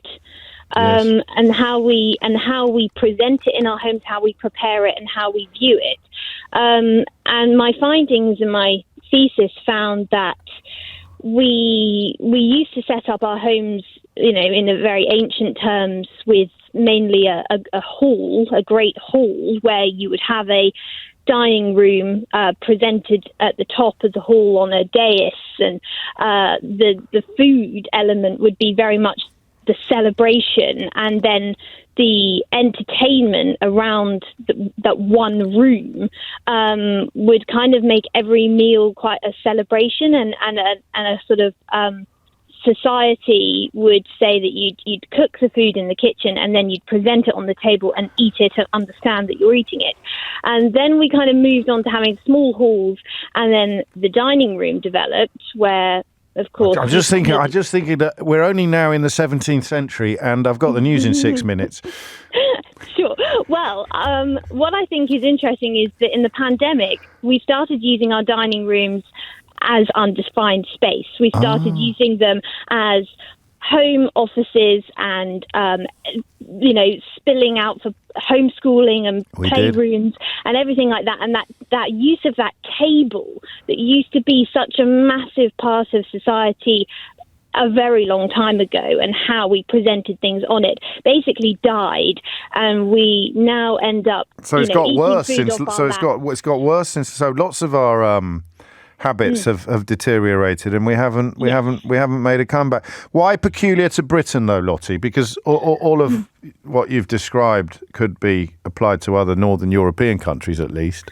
Yes, of course. I mean, I think for us, maybe we have a tendency to enjoy ordering food, eating it off our laps in front of the TV. It's easier to do in the short term. I think. Could it be because we've got better telly? To it all. We've got better telly than other countries, and that's why. That's. Well, maybe, I don't know. I did hear your thing about the BBC telly, but I do think that we basically we've taken the ceremony out. The ceremony and the ritual and the communal element of it. But again, I can't quite pin down why that would be peculiar to the United Kingdom. It's definitely true. And this French school, this is one of those things where I don't know. I can't believe my eyes. Actually, I can't believe mes yeux. A normal French lunch. It's. I so, and everyone's getting in touch to say, "Yep, that's it, James. That's absolutely what happened. That's what happened at my school." Louise writes, "Laughing out loud." Is that Mr. James O.B.? Reads out a typical French state school 3-course lunch menu in French, trying to decipher Tom Noir and Radis au beurre. I was right about Radis au beurre. Went to school with a lad called Radis au beurre. I think his dad played for Galway. Anyway, I went to a French state school. We really did eat this well. I can't believe my eyes. In fact, I'll just run through what you get on I'll run through what you get on Fridays, shall I? So you get a starter, concombre sauce, fromage, blanc et ciboulette. So that's cucumbers and something else in a cheesy sauce. Nuggets de blé, that's like vegetable nuggets. Like, épinards, mimolette, rissoles, that's rice pudding for pudding. Nice sort of white roll. And then later in the day, you get a crème de marron with a kiwi and a petit pain. So obviously you have a bit of a treat on Fridays. And that is a normal meal. And they have it over 1.5 hours, and sometimes they go out for lunch. So the mystery of why the UK is in such dire straits is possibly not such a mystery after all. Darren is in Glasgow. Darren, what would you like to say? Hi, James. Thanks for having me on. You're very welcome. I'm just talking, I think there's a problem with deprivation among the UK. I think we've not discussed that. There is a huge level of deprivation and low-income households in the UK. That's very true. And we know that the deprivation and obesity go hand in hand, and that childhood obesity is twice as high in deprived households as it is among high-income households. Yeah. So you're more likely to buy ultra-processed food. The pursuit of feeling full overrides almost everything else. Absolutely. And also you think when you've got single-parent households that are working, and sometimes young children have got to make food choices themselves. We know the fast food chains aggressively advertise to young children at school times, on billboards, at bus stops. And they don't have a lot of money. So they want maybe one meal for the day, so they're going to access maybe... So the single simplest way to do it would be to introduce French-style school dinners, because almost you would smuggle in education while actually providing children. I can't believe. Did you know what it was like in France? No, I didn't have a clue what it was like in France. And I think, when we look at the deprived areas in the UK, we're some of the most deprived areas, and among the severe deprived areas in the UK are some of the most deprived areas in Europe. They certainly are, yes. That's against France, Germany, Italy. So that's why here in this country we have got such a bad obesity issue, because we're starting obesity in childhood, which is transitioning through to adulthood. We're entering adulthood with massive medical problems, low self-esteem, huge weights, and we're just seeing this is going to exacerbate and get worse with this cost of living crisis. And you'd have thought, wouldn't you, when the vampires normally are going on about how we need to cut taxes and do this and that, you'd have thought that they'd recognise knocking 100 billion quid off the public purse is good for everybody. But I suppose in the short term, it means people who are managing directors of massive sugar companies or making a few quid out of pouring pop down our children's throats, they'd have to suck it up in the short term. It's the same. It's exactly the same people. No one's mentioned think tanks yet, which is remarkable. I'm beginning to think that people haven't read my latest book. But and you also get, James, people like Katie Hopkins that saying that parents of fat kids should go to prison, and you get people like Piers Morgan that turn around and say that, you just need to move more and eat less. And I mean, this is just the ignorance in mainstream media among the kind of a mud dog prodigy. It's a form of performative bullying, and it's why we don't generally. It's a real social issue. We don't generally name check these people on our programme, because they live their lives in abject desperation for precisely that sort of name checking. But I respect your right for doing so. I tend to speak generally in slightly more oblique terms, but possibly that's a little bit unhelpful in some circumstances as well. It's gone 12 noon. You're listening to James O'Brien on LBC. Tempting though it is to spend the next hour examining what you get in school lunches across the whole... I would actually quite like to do that. Do you think we got the calls to do it? Not today, but I'll give you a heads up for tomorrow. The 12 o'clock topic, I want to take a call from 10 to 20 different European countries, other countries in the world, and find out what your child had for lunch yesterday. And we'll compare the UK to the rest of it. But we're talking about Keir Starmer and Margaret Thatcher next. James O'Brien on LBC. 4 minutes after 12 is the time. Sometimes as I prepare to talk to you about the next topic under discussion, there's a danger that I'll talk myself out of it in the few seconds that precede me opening my gob. I think I might have just done that, because I was a fairly mild-mannered, but certainly towards the end of his tenure, a clear-eyed critic of the last leader of the Labour Party, not least on the obvious unelectability that he carried personally, but I nevertheless voted Labour in both 2017 and 2019. So as I prepare to turn your attention to the new Labour, the latest Labour leader, and something that I consider to be a rather unfortunate misstep this weekend, I wonder whether actually the point is I'm still going to probably vote Labour, unless there's some very bizarre development in world affairs, whenever the next general election is finally called.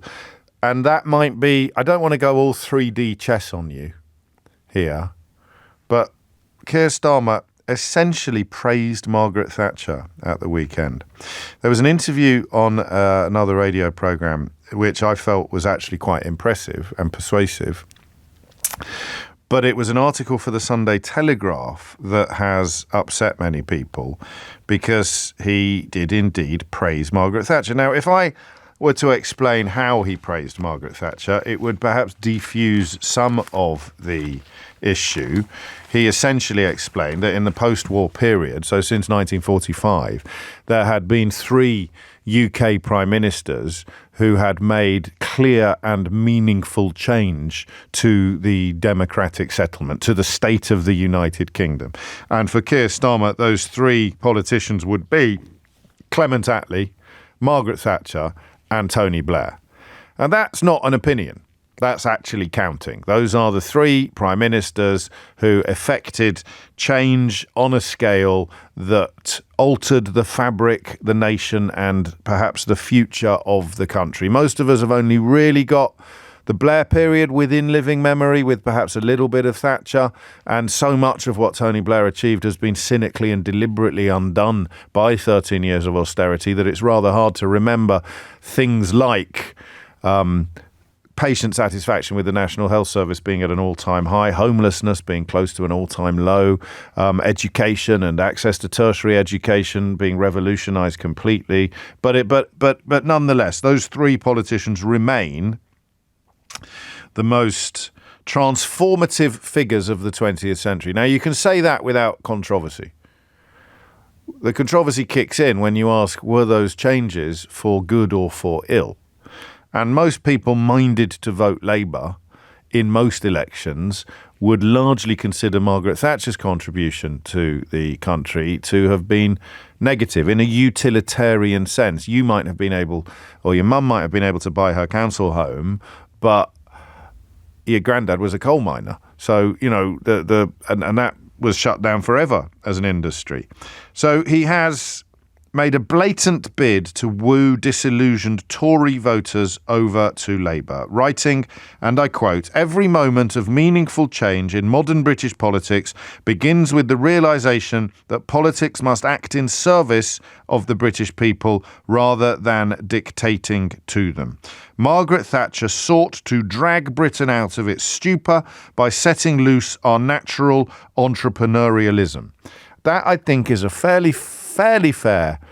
Is that, can I say fairly fair? Fairly fair. It's a fairly fair reflection of one element of Margaret Thatcher's policies.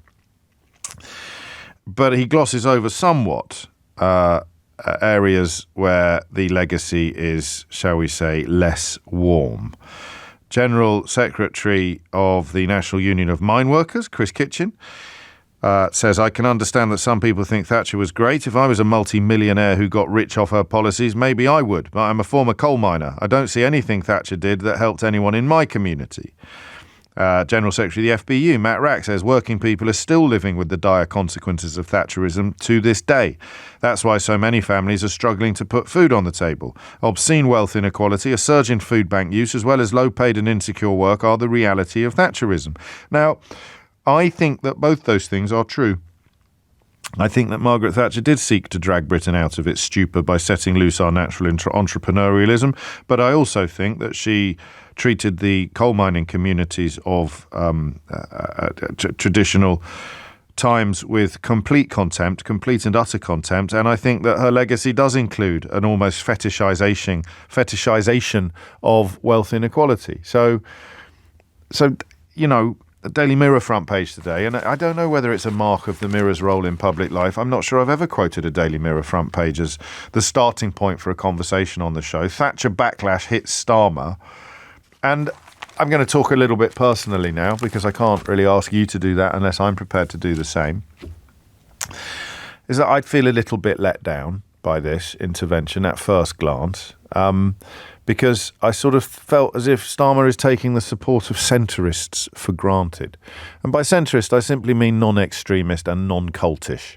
So you're not going to be, if you're a centrist, re-litigating the 2019 election for the rest of your life, claiming that both Boris Johnson and Jeremy Corbyn could both have been magnificent prime ministers, but they were cruelly denied that chance by witch hunts, kangaroo courts and scams. So if you're in the constituency of people who are going to be relitigating the single worst democratic invitation the people of the United Kingdom have ever been made and will ever be made, the choice between Corbyn and Johnson in 2019, this conversation isn't for you. It's for people who have minds that are capable of changing. And I feel very taken for granted by Keir Starmer. I think that some of the stuff on immigration misses a huge opportunity. Nobody in British politics makes the case really for the positives of immigration. It's as if Nigel Farage has been allowed to rewrite the rules of immigration rhetoric, and we always start from the starting point that it's a negative. And while there may be opposition to Rwanda, there's a clear and profound accommodation of the perspective that starts it as a negative. And I don't think that's space that the Labour Party needs to be in at the moment. On the EU, you have a failure, really, to recognise the direction of traffic. It may have been different if Johnson had stayed in power, but John Curtis and many other observers are pointing out now that it's not really the calculations do not support the idea that going anywhere near warmer relations with the European Union or even floating the boat of reunion is going to be electoral kryptonite. So again, he doesn't need to do it, but I feel taken for granted. And finally, as a centrist, i.e. someone who is neither extremist nor cultish, I was a little bit gobsmacked when I heard Keir Starmer had written an article for the Sunday Telegraph praising, in couched terms, but nonetheless offering positive words for Margaret Thatcher. He was, Anthony picks me up already on this, he was not praising Margaret Thatcher. He was making a neutral reference to the change that she made without saying it was bad or good. It was one sentence in an entire article. It's hardly praise, but yes, he is trying to sound agreeable to the Conservative voter by invoking their deity. I think we can have a squabble about this, can't we? Just a mild squabble. I think it's praise. And she says he wrote that she had loosed the natural entrepreneurialism. The problem I've got, I suppose, as I articulate my sense of feeling taken for granted as one of the country's leading centrists, the problem I've got is, why on earth would he spend time trying to keep me sweet? Why on earth would he spend time trying to reach out to me? Even Jeremy Corbyn, who I thought was by 2019 an utterly disastrous proposition as Prime Minister or even leader of the opposition, even he could take my vote for granted because I was absolutely clear-eyed on how awful the Tories under Boris Johnson would be. So why on earth would Keir Starmer waste any time trying to keep me sweet?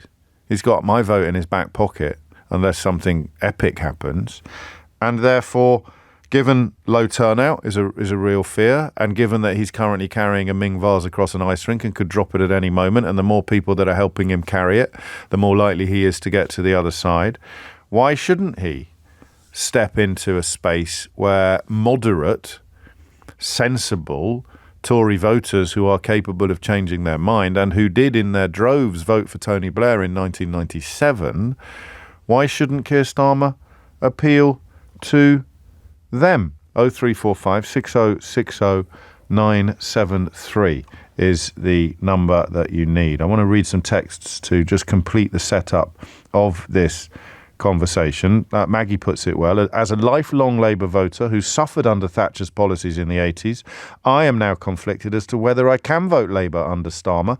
I joined the Labour Party in 2019, ready to show my support, but now I'm seriously considering stopping my membership.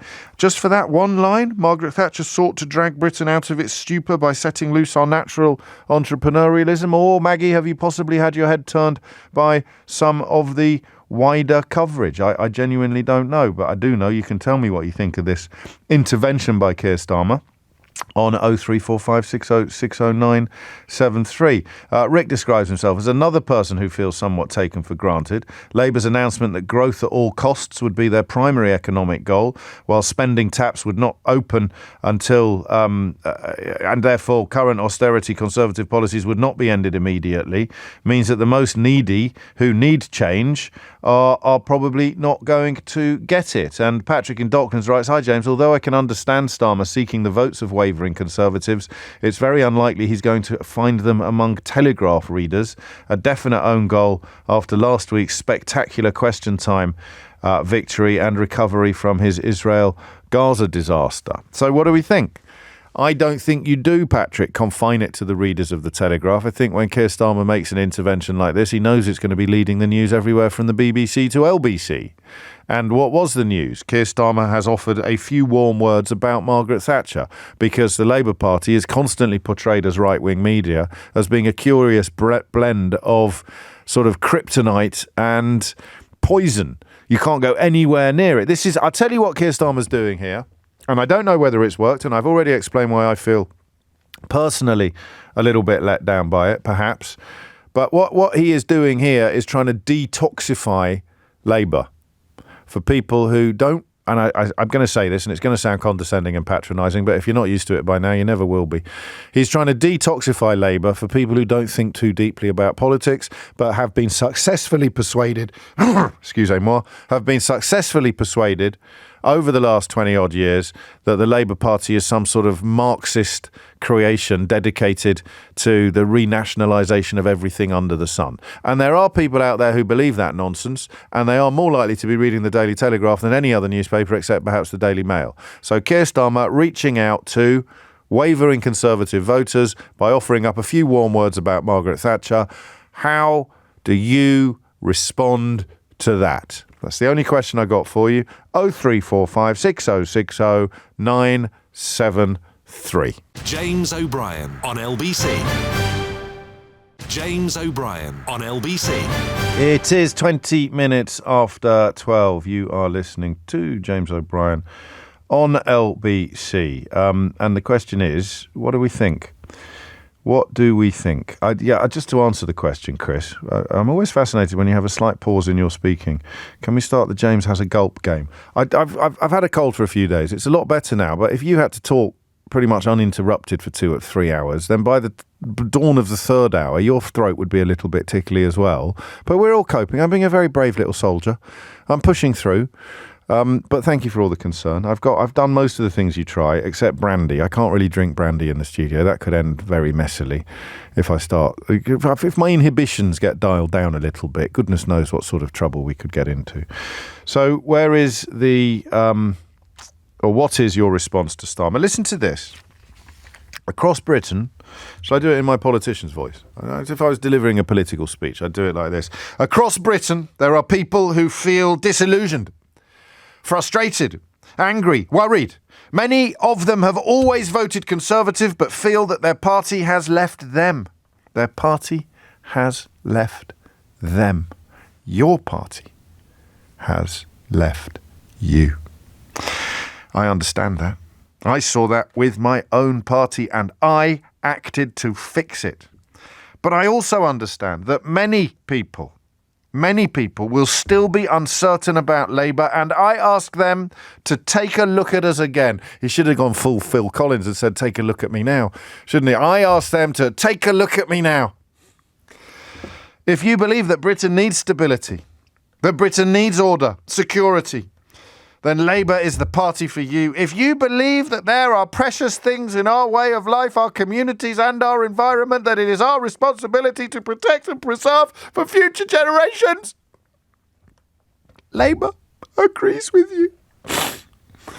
If you believe that this country needs change to get back to greatness, then this Labour Party stands ready to deliver for you. Now, if they'd gone in hard on that bit of it, with even my rhetorical flourishes thrown in for good measure, we probably wouldn't all be talking about Margaret Thatcher. But he did write one line about Margaret Thatcher, and that line was, I've lost it now. That didn't work out very well, did it? Where has it gone? Where's the Margaret Thatcher line? Margaret Thatcher sought to drag Britain out of its stupor by setting loose our natural entrepreneurialism. That is it. I'm not doing an impression of Keir Starmer, otherwise it will be a lot more nasal. I'm doing an impression of me. 23 after 12 is the time. What do we reckon? Jason's in Putney to kick things off. Jason, what do you think? Good afternoon, James. I think that he's trying to aim for someone like myself who has historically voted for the Conservatives. But I mean, if you have a scale and say the centre is 50, the right is 100, and the left is 0, I'm probably 55. Like, I'm probably just that side of centre. I probably believe in capitalism a little bit more than socialism.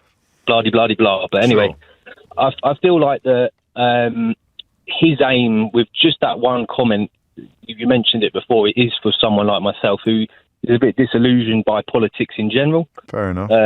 Not sure how that's interesting. How the Conservatives are going to progress going forward. I think they've been able to govern without any competition or any good competition. You talked about Boris Johnson and Corbyn, and I voted for Johnson just because there was no way I was ever voting for Corbyn, but if there was I voted for Corbyn because there was no way I was ever voting for Johnson. Well, so there we go. We cancelled each other out. Well, exactly. That's probably why you're 45 on the scale, maybe, or a little bit more, and I'm 55 the other way, and that's where we come to the conclusion. And I think the other issue, and you can relate this to everything that you've pretty much talked about with obviously the problems in Palestine. There's so many people that have got one opinion, like you said before, where if you support Israel, you're anti-Palestine. If you support Palestine, you're anti-Israel. And I feel this is the case. If you say anything positive about Margaret Thatcher and you are on the side of heavy Labour or your family have supported Labour forever, then straight away that you're going to be chastised and told that's not right. That's not Labour. Yeah, exactly. Yeah. So this works for you. Does this tempt you into that position where you think he's got more to offer you than perhaps Rishi Sunak does at the moment? To be fair, I think I'm at a point now where I wouldn't say that I'm pro anyone, but I do feel like we need to change. So he is speaking directly to you because change is the word that he uses. I mean, he literally says change. There's a part of me that feels like we can't get. I'm 36 years old, and like with the housing market and everything that goes on like that, you just constantly feel like you're being punched in the stomach by things. So and I'm middle class. I've got no money coming from family.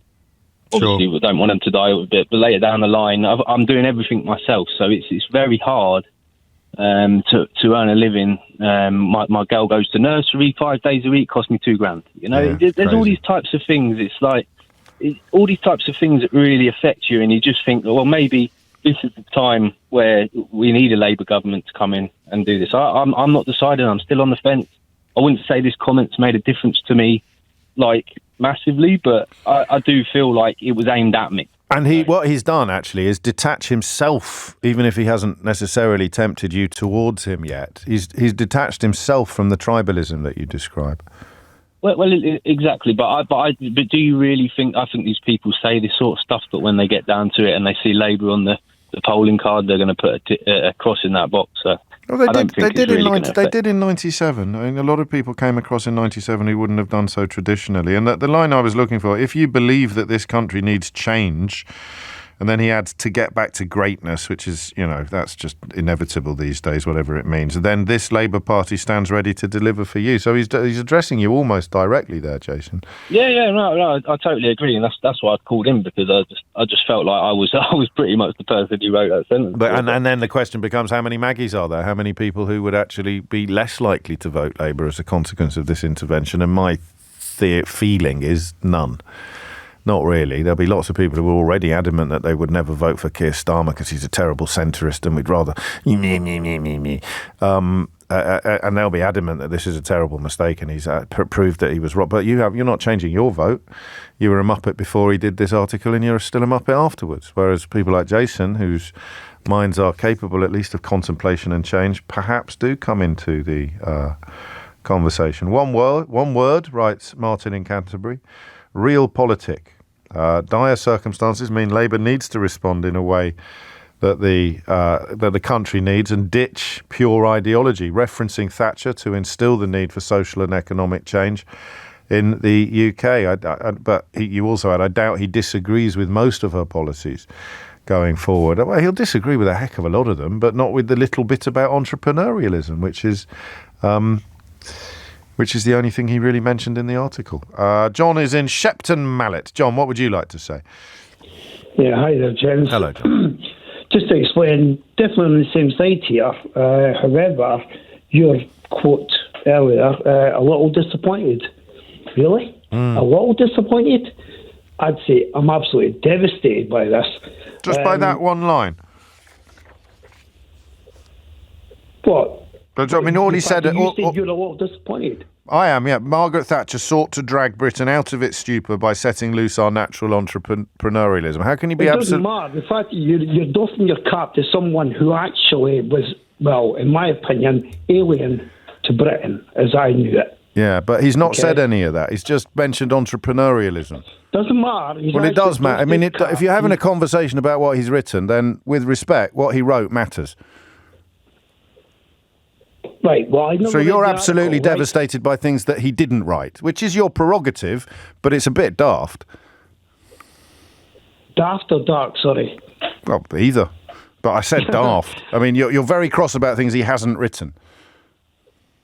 Well, I didn't read the item, and you. I just read it to you. You're now qualifying as being a one-sentence statement. Yeah. There is that one-sentence statement that's actually made headlines this morning on the news. Yes. And that's what we're talking about. Yes. The very fact he's doffed his cap to Margaret Thatcher. No, he hasn't, though, has he? Yes, he has. Only in the context of entrepreneurialism, which is probably a fair comment. So without realising it... He's doffed his cap. But you've just admitted without realising it that you've been completely manipulated by the headlines rather than what he actually wrote. No, don't think so. Yeah, you have. You just said it live on the radio. Oh, well, I know you're going to do this thing again. Right? What do you mean this thing? I'm just saying your own words back to you, John. But we're on the same side here. I know we are. Right, well, let's try and get to the final destination. Go on, and that is obviously to get the current... Hello? We're getting to the final destination. I was doing a train impression. It was a bit childish in retrospect, but I am already late for the news, so I was trying to hurry you up. Go on. All right, okay, right, quickly. Yeah. Right, basically, why shoot yourself in the foot? I mean, I don't know what size feet he's got, right? But just leave it to them to actually destroy themselves. Why just... Because there's some votes there that are ripe. There's some low-hanging fruit dangling from the cherry tree of the British electorate. Jason in Putney possibly is a particularly juicy cherry, and Keir Starmer is trying to pluck it. The red wall will come back, obviously. Okay. So, has it changed your voting intention? I'll just abstain. So it has changed your vote. This one line about Margaret Thatcher has changed how you will vote in the next. Absolutely. Okay. I can't argue with that. I can't argue with that. It's 12:31. Lottie Morley has the headlines. James O'Brien on LBC. James O'Brien on LBC. 12:35 is the time. I sometimes get gypped for not reading out enough text, and now I'm going to read out a correction to a text. I thought Martin's bit about thinking that Starmer would agree with most of Thatcher's policies rang a bit weird at the end of that message, but it did. He said that was a typo on my part, James. That's my antennae twitching there. I doubt Starmer agrees with most of Thatcher's policies. I was thinking of privatisation, deregulation of the finance sector, local authority capping, etc., etc. And this one for John, the previous caller, and for anybody else jumping on the how dare Starmer mention Thatcher bandwagon. Owen Jones wrote an article in September of 2017 that appeared under the headline, and the headline fits the copy. It simply said, like Attlee and Thatcher before him, Corbyn will completely transform Britain. So if you're making a list of prime ministers who have had a transformative effect upon the United Kingdom, you'd probably put Attlee and Thatcher at the top of the list. And Starmer acknowledging that in an article for the Sunday Telegraph, when you see it through perhaps the lens of, and I had to check that was real because Owen gets appallingly abused and misrepresented on social media with people generating headlines for articles he's never written, but that one is real. What exactly is it that we're supposed to be cross about? 0345 6060 973. Or, does this centrist need a bit of a wobble? Does he need to give his head a bit of a wobble and realise why this is actually a misstep by the Ming Vase man, as I should probably stop calling him? Barbara's in Havant. Barbara, what would you like to say? Oh, good afternoon. Hello. Yes, well, I was somewhat surprised by Mr. Sir Starmer referring to Margaret Thatcher. I think what he said needed balancing by saying, despite the societal impact, negative and societal impact of her innovative blah blah blah, that would have been fine. Yes, for you, but not for your average Sunday Telegraph reader. No, probably not. Right. Well, I think he sat down with his advisors and focus groups, and they've said, we really need to concentrate on getting getting some sort of centrist Tory votes. Yeah. I don't know that that's really going to work. I am someone whose stomach literally turns over at the thought of another 5 years of a Tory government. So I will vote Labour regardless of anything, because I want this government out for so many reasons. I was more dismayed by Starmer's stance on immigration.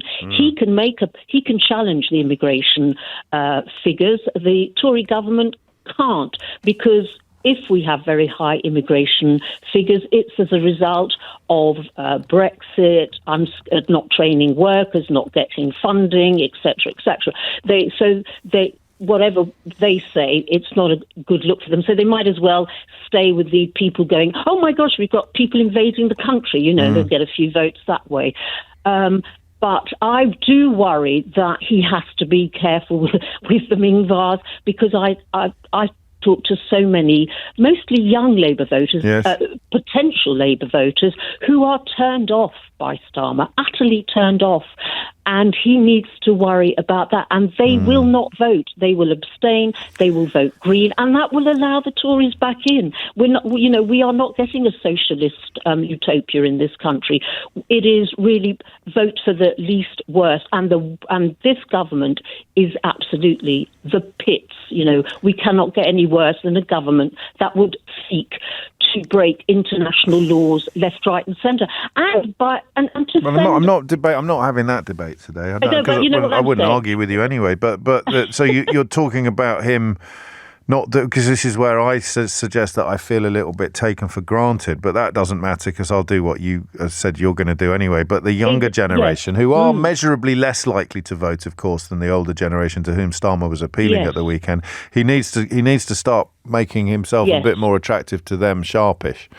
I think so, absolutely. I think I more probably so than agree with you. The odd Tory voter. So when you talk, although I did hear that your previous phoner, Jason, and he was somebody who sensible, who was making a lot of sense. Yes. But why do these young people that you describe? Why do they not share your determination just to get the current lot out? That should really be 80% of the mission for any leader of the opposition at the moment. I have had many conversations, and having spoken quite vociferously about it, and said, please, I know he's not great. I accept all your criticisms, but if you think he's bad, by what logic would you allow the Tories in? And what do they say? What do they say? If you don't vote for him, then they could stay, and it will be your fault. What do they say in response? I hope they go away and think about it. Well, I'm sure they will, Barbara. So persuasive are your tactics. If only. So charming, your delivery. That is a question, is it? I'm not, because we had one a minute ago. We had old John just before the 5:30 news. I'm going to abstain. All right. So if the Tories get in by one vote in one constituency, it all comes down to you. And you abstained. You're going to feel a right Herbert, aren't you? Or are you? I don't know. Sarah's in High Wycombe. Sarah, what would you like to say? Morning, James. Hello, so sir. I've just finished canvassing for Labour for the last 2 hours out in the Chiltern villages. Oh yeah. So this is prime. Blimey, this is a bit on the button, isn't it? Yeah, it is. So prime disillusioned Tories territory. And I have to say, talking about on the bottom, what Starmer is doing, it might be difficult for somebody like me to stomach, but when you're knocking on doors in Steve Baker's constituency and you are trying to win over... Excuse me, Sarah, Tories. hard man of Brexit, Steve Baker, please. Yeah, COVID denier, climate change denier... No, we don't need all that. Just give him his name that he asked to be known by. Hard man of Brexit, Steve Baker. So knocking on the doors of these houses with their big gates and their driveways, who are saying we're absolutely fed up with the Conservatives. Really? Our party's gone away from us. Wow. And then you talk to them about Starmer, and they say, "Oh, we like your man Starmer. We like your man Starmer." And these people need to know that some of their heroes, I mean, they might be kryptonite to me, James, but, you can say that Mrs. Thatcher certainly changed Britain, and what Starmer said about her was that I didn't agree with what she did, but she certainly changed Britain. And I think what Starmer is saying is we need a government with a purpose. Some of these characters that the Conservatives have had in recently, I don't think they have got a purpose. I think their purpose is to keep in power, to enrich themselves and their mates, to spread their influence, to line up some nice jobs afterwards. They're not trying to change Britain for the better. So, I hear you. Just slow down a bit and tell me how frustrating what you've just described is to you personally, because somewhere inside you there is a tension between the activist who is desperate to get the Tories out and the activist who is desperate for a policy platform or a manifesto that wouldn't be very appealing to the people you've just been canvassing, because we wouldn't need them. You wouldn't need them. Well, or not. Maybe I've misrepresented you. I don't know. No, so for me, the important thing is that Labour gets power, that we're not a party of protest. So I'm a teacher, and I teach in a school in a deprived area. And a couple of weeks ago, we were doing potato. You carve a potato, you dip it in some paint, you put it on some paper. Yes. And a kid said, "Miss, what are you going to do with the little bits of potato that are left over from the potato printing?" I said, "Well, I'm going to bin it." And the child said to me, "Miss, can I take it home? Because my mum hasn't got much in the cupboard, so can I eat these bits of potato that are left over?" So to me, I can suck it up by saying, yes, Mrs. Thatcher changed Britain. I can agree with that, because the important thing is that we need to get these characters out of government. We need to get these disillusioned Tories to vote Labour. That's the important thing. And then once, please God, we're in power, then we can put pressure on Starmer to try and do a platform that I'd be happier with. It's beautifully put. How confident are you? I mean, and you're not allowed to say, well, he couldn't make it worse, all right? So how confident are you that Starmer will improve that lad's life? I'm confident, because I was at Labour conference and I heard really inspirational people speaking about how they're going to change things. So one of the big ones, halving. A lot of the children I teach, there's families where there's a lot of domestic violence. Yeah. And one of the missions the aim is to halve violence against women and girls. And the idea of the missions, I'm not sure everyone has kind of got it. It's that you get education, you get the police, you get the NHS, you get everybody, all the organs of the state working on this mission to try and make this happen. And for some of the children I teach who are escaping domestic violence, even if we don't manage to do halving domestic violence.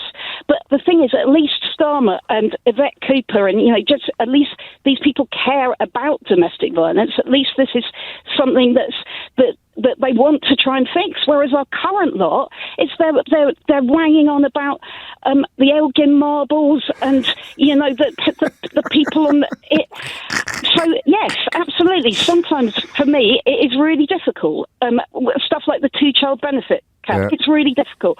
But I'm out here every week banging on doors because I know that Labour is the only chance that children like the ones I teach have got. You're amazing. I feel like you've just injected something into my veins, actually. And drawing on not just the context of where you've been canvassing, but on the perspective that you have as a teacher in a deprived area, looking after children who are scraping potato off the classroom floor effectively. That was an absolutely extraordinary contribution. Are you canvassing as a candidate or just as a... No. Why not? Because we've got a very, very good candidate, Ed Reynolds, and I'm Ed Reynolds, did you say? Emma Reynolds. Well, I hope she knows how lucky she is to have you on her team. Oh, James, thank you very much indeed. Right, I'm just saying it like it is, mate. That's not an opinion, that's just counting. Seriously. No, thank you. Crikey. 12:46 is the time. And on the domestic violence stuff, if you look into the things about which he cares most deeply, that's always been on the list. You can see the evidence of that in some of the legislation that he helped to enact when he was Director of Public Prosecutions. Good Lord, Emma Reynolds, if you haven't got Sarah absolutely at the top of your Christmas tree this festive season, then there's a gob on a stick here who wants to know why. James O'Brien on LBC. James O'Brien on LBC. 10 minutes to 1 is the time. What an amazing caller. I'm a teacher too and completely agree. Talia says, James, you always have the best callers. That's terrible behaviour by me, taking a compliment for Sarah and turning it into a compliment for myself. Trumpton writes, that lady who just called into James represents exactly why I support the Labour Party. Life is full of compromises, but I'd rather back a party that starts from the position of fighting injustice. Paul, that last caller, Sarah the school teacher, spoke so passionately about canvassing for Labour. I would vote for her any day. And Cliff says, I'd like to give my own personal round of applause to that young lady teacher who told us the story of the young boy asking if he can take the potato scrapings home to his mum. Go on then, Cliff. There we go. That concludes Cliff's own personal round of applause for Sarah. There is more. Jenny writes, what a brilliant call. She's absolutely spot on. Wow, the canvassing teacher was absolutely inspirational, clearly cares enough to be doing something about it. And almost by contrast, I'll read the wow, what a call, says Rob. I don't think we've put anyone in Idiot's Corner today. And I don't know for sure. Here's one. I knew I'd find this. Oh, it's a shame it's not signed and it wouldn't be fair to read out the number. But someone texted to say, why is that teacher not at work? And there is precisely the kind of Tory that I suspect Keir Starmer will never be able to tempt over to. I'm going to go out on a limb and say that because she didn't need to be this morning, either because she's part-time or it's an inset day or her timetable allows it, or, I mean, she did say she'd been out for 2 hours already this morning, but at this particular moment in time, she's clearly on a lunch. But anyway, it's great, isn't it, that 99% of the audience listening can hear something uplifting, upbeat and positive. Even if you don't agree with the politics, you can't help but be affected by the enthusiasm and the infectious nature of belief that things can be better. But one person, there you go, this caller has pulled me back in to vote Labour with her words. She is so right. I want to feel hope again. And this is who I've been waiting to hear, James, and she is absolutely right, says another James. But then why is that teacher not at work? I bet I can predict what you think about Brexit, Israel, the BBC, the National Trust, culture wars, transgender issues, and Rwanda and the Elgin Marbles. Just from that one text there saying, why is that teacher not at work? Oh, and obesity. Why is that teacher not at work? Keep them coming. It's getting lonely in Idiot's Corner. Daniel's in Golders Green. Daniel, what would you like to say? Hi, James. Can I just say, as a disillusioned and very angry former Conservative voter, what a brilliant call Sarah made. Great? She was great. And you know what, James? As a country, we need more people like Sarah to get involved in politics. Yes. Yeah, and I was a police officer, as you know, James. We've spoken before. Spent 10 years in the Met. I went out to try and help people change the country, and I feel so betrayed and broken and disillusioned by the Conservatives and what they've done. And I've been looking to people in the political spectrum like Keir Starmer, and all I've heard is meaningless waffle. Oh. And you're brilliant, James. Your brilliant monologue.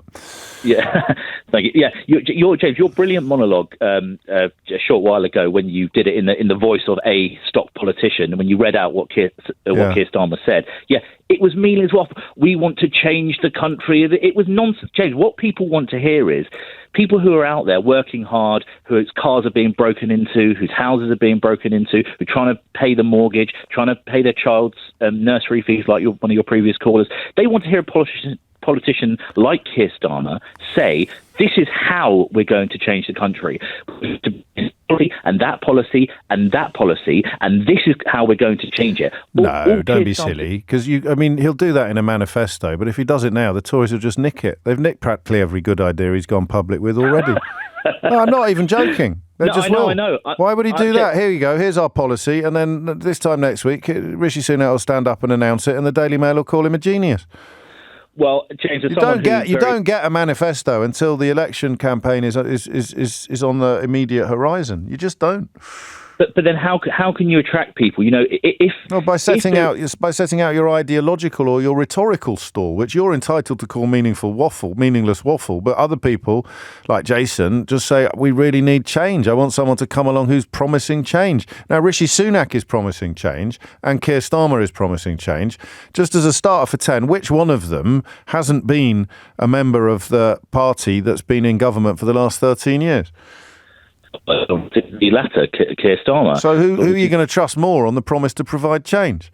Well, the problem is it's so easy. This is my issue. I know it is, but you're not answering the question. Who are you going to trust more? The one who's been in government for 13 years, or the party that's been in government for 13 years, or the party that hasn't?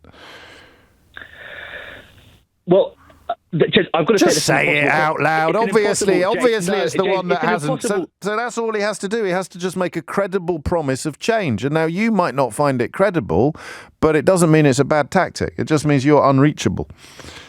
Yeah, well, James. Also, when are you going to apologise for voting Tory for the last 13 years?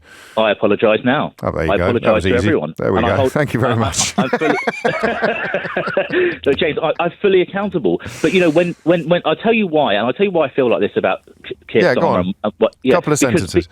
A couple of sentences very quickly, because when David Cameron was campaigning in 2010, and he stood up and he came on TV and he stood hundreds of people in an audience and millions of people on TV and said, my grandmother got burgled, I'm going to crack down on crime, and he didn't do any of that. They didn't do any of that. So what I mean by my point, James, is it's so easy for people like Keir Starmer or any politician to stand up and say, we're going to bring in change, we're going to do this. We want to hear what they're going to do. Here's a question. Were any children picking potato scrapings off the floor of the classroom in 2007? Well, I'm sure, unlikely, but I'm sure there were somewhere in the country, maybe in Jaywick, maybe in poor places like Jaywick. No, because the cuts to welfare payments and the introduction of universal, everybody knows food banks have proliferated as a consequence of policies brought in by the party that you voted for. So simply making the country a place where we have fewer food banks, we need fewer food banks, would obviously qualify as progress. And a few people asking, as I think Daniel possibly is as well, why is Keir Starmer not inspiring us in the same way that your caller Sarah just did? Well, that's horses for courses. Last word today to Matthew in Newcastle. I haven't got long, Matthew. Make it snappy. Yeah, it's a lovely show. Thank you. My point is about tribalism, James. So, like, a little bit of tribalism is good. Too much, and it's nuts. Yes. But I really don't know what he stands for, Starmer. I mean, like you hear on Prime Minister's Question Time, the Prime Minister say you're union bosses and stuff like that. But actually, the banks have been, put in the public sector. The trains have, and it's like. What I want to hear from Labour is like and also for it to come through, because he may have said it, it's like, what do you actually stand for, And like, it just doesn't come through to me. I just don't hear, like, there's been a massive bus strike in the North East. In 1996, do you think you knew what Tony Blair stood for? Yeah, genuine question. Yeah, I believe I do. I'm a gay guy, and so Section 28, with what Thatcher did when I was 19 years old, crucified me. I mean, I'm growing up in the 70s and 80s in the North East. And then that comes in, it just obliterated my confidence then. And then I knew that Blair stood for equal rights.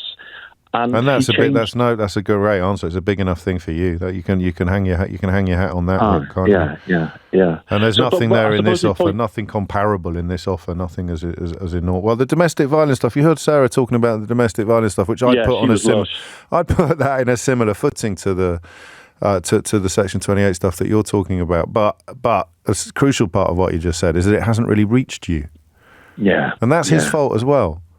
Yeah. And like up here in the Northeast, we got Newcastle United against Sunderland, and a little bit of that tribalism is great crack. Too much and it becomes horrendous.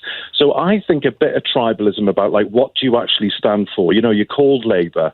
What does that actually mean? Would be super helpful. I agree with you. And I also refer you to my previous answer, which is that you can't really expect a manifesto this far out from a general election. But my goodness me, when we get closer to it, or if indeed they get get power, then I am finally relishing the prospect of holding a very powerful magnifying glass to everything that Keir Starmer does. It'll make a very refreshing change. Matthew, take care. That's it from me for another day. If you missed any of today's shows, you can listen back to the whole show podcast on the Global Player, where you can, of course, pause and rewind live radio. All LBC shows are there to catch up on. You can also stay up to date with all the latest news from LBC. Pause and rewind live radio on Global Player, where you're always in control. Download it from your app store or head to globalplayer.com. It's all free. Tom Swarbrick's with you at 4 on LBC. Sheila Fogarty is with you now. James O'Brien on LBC.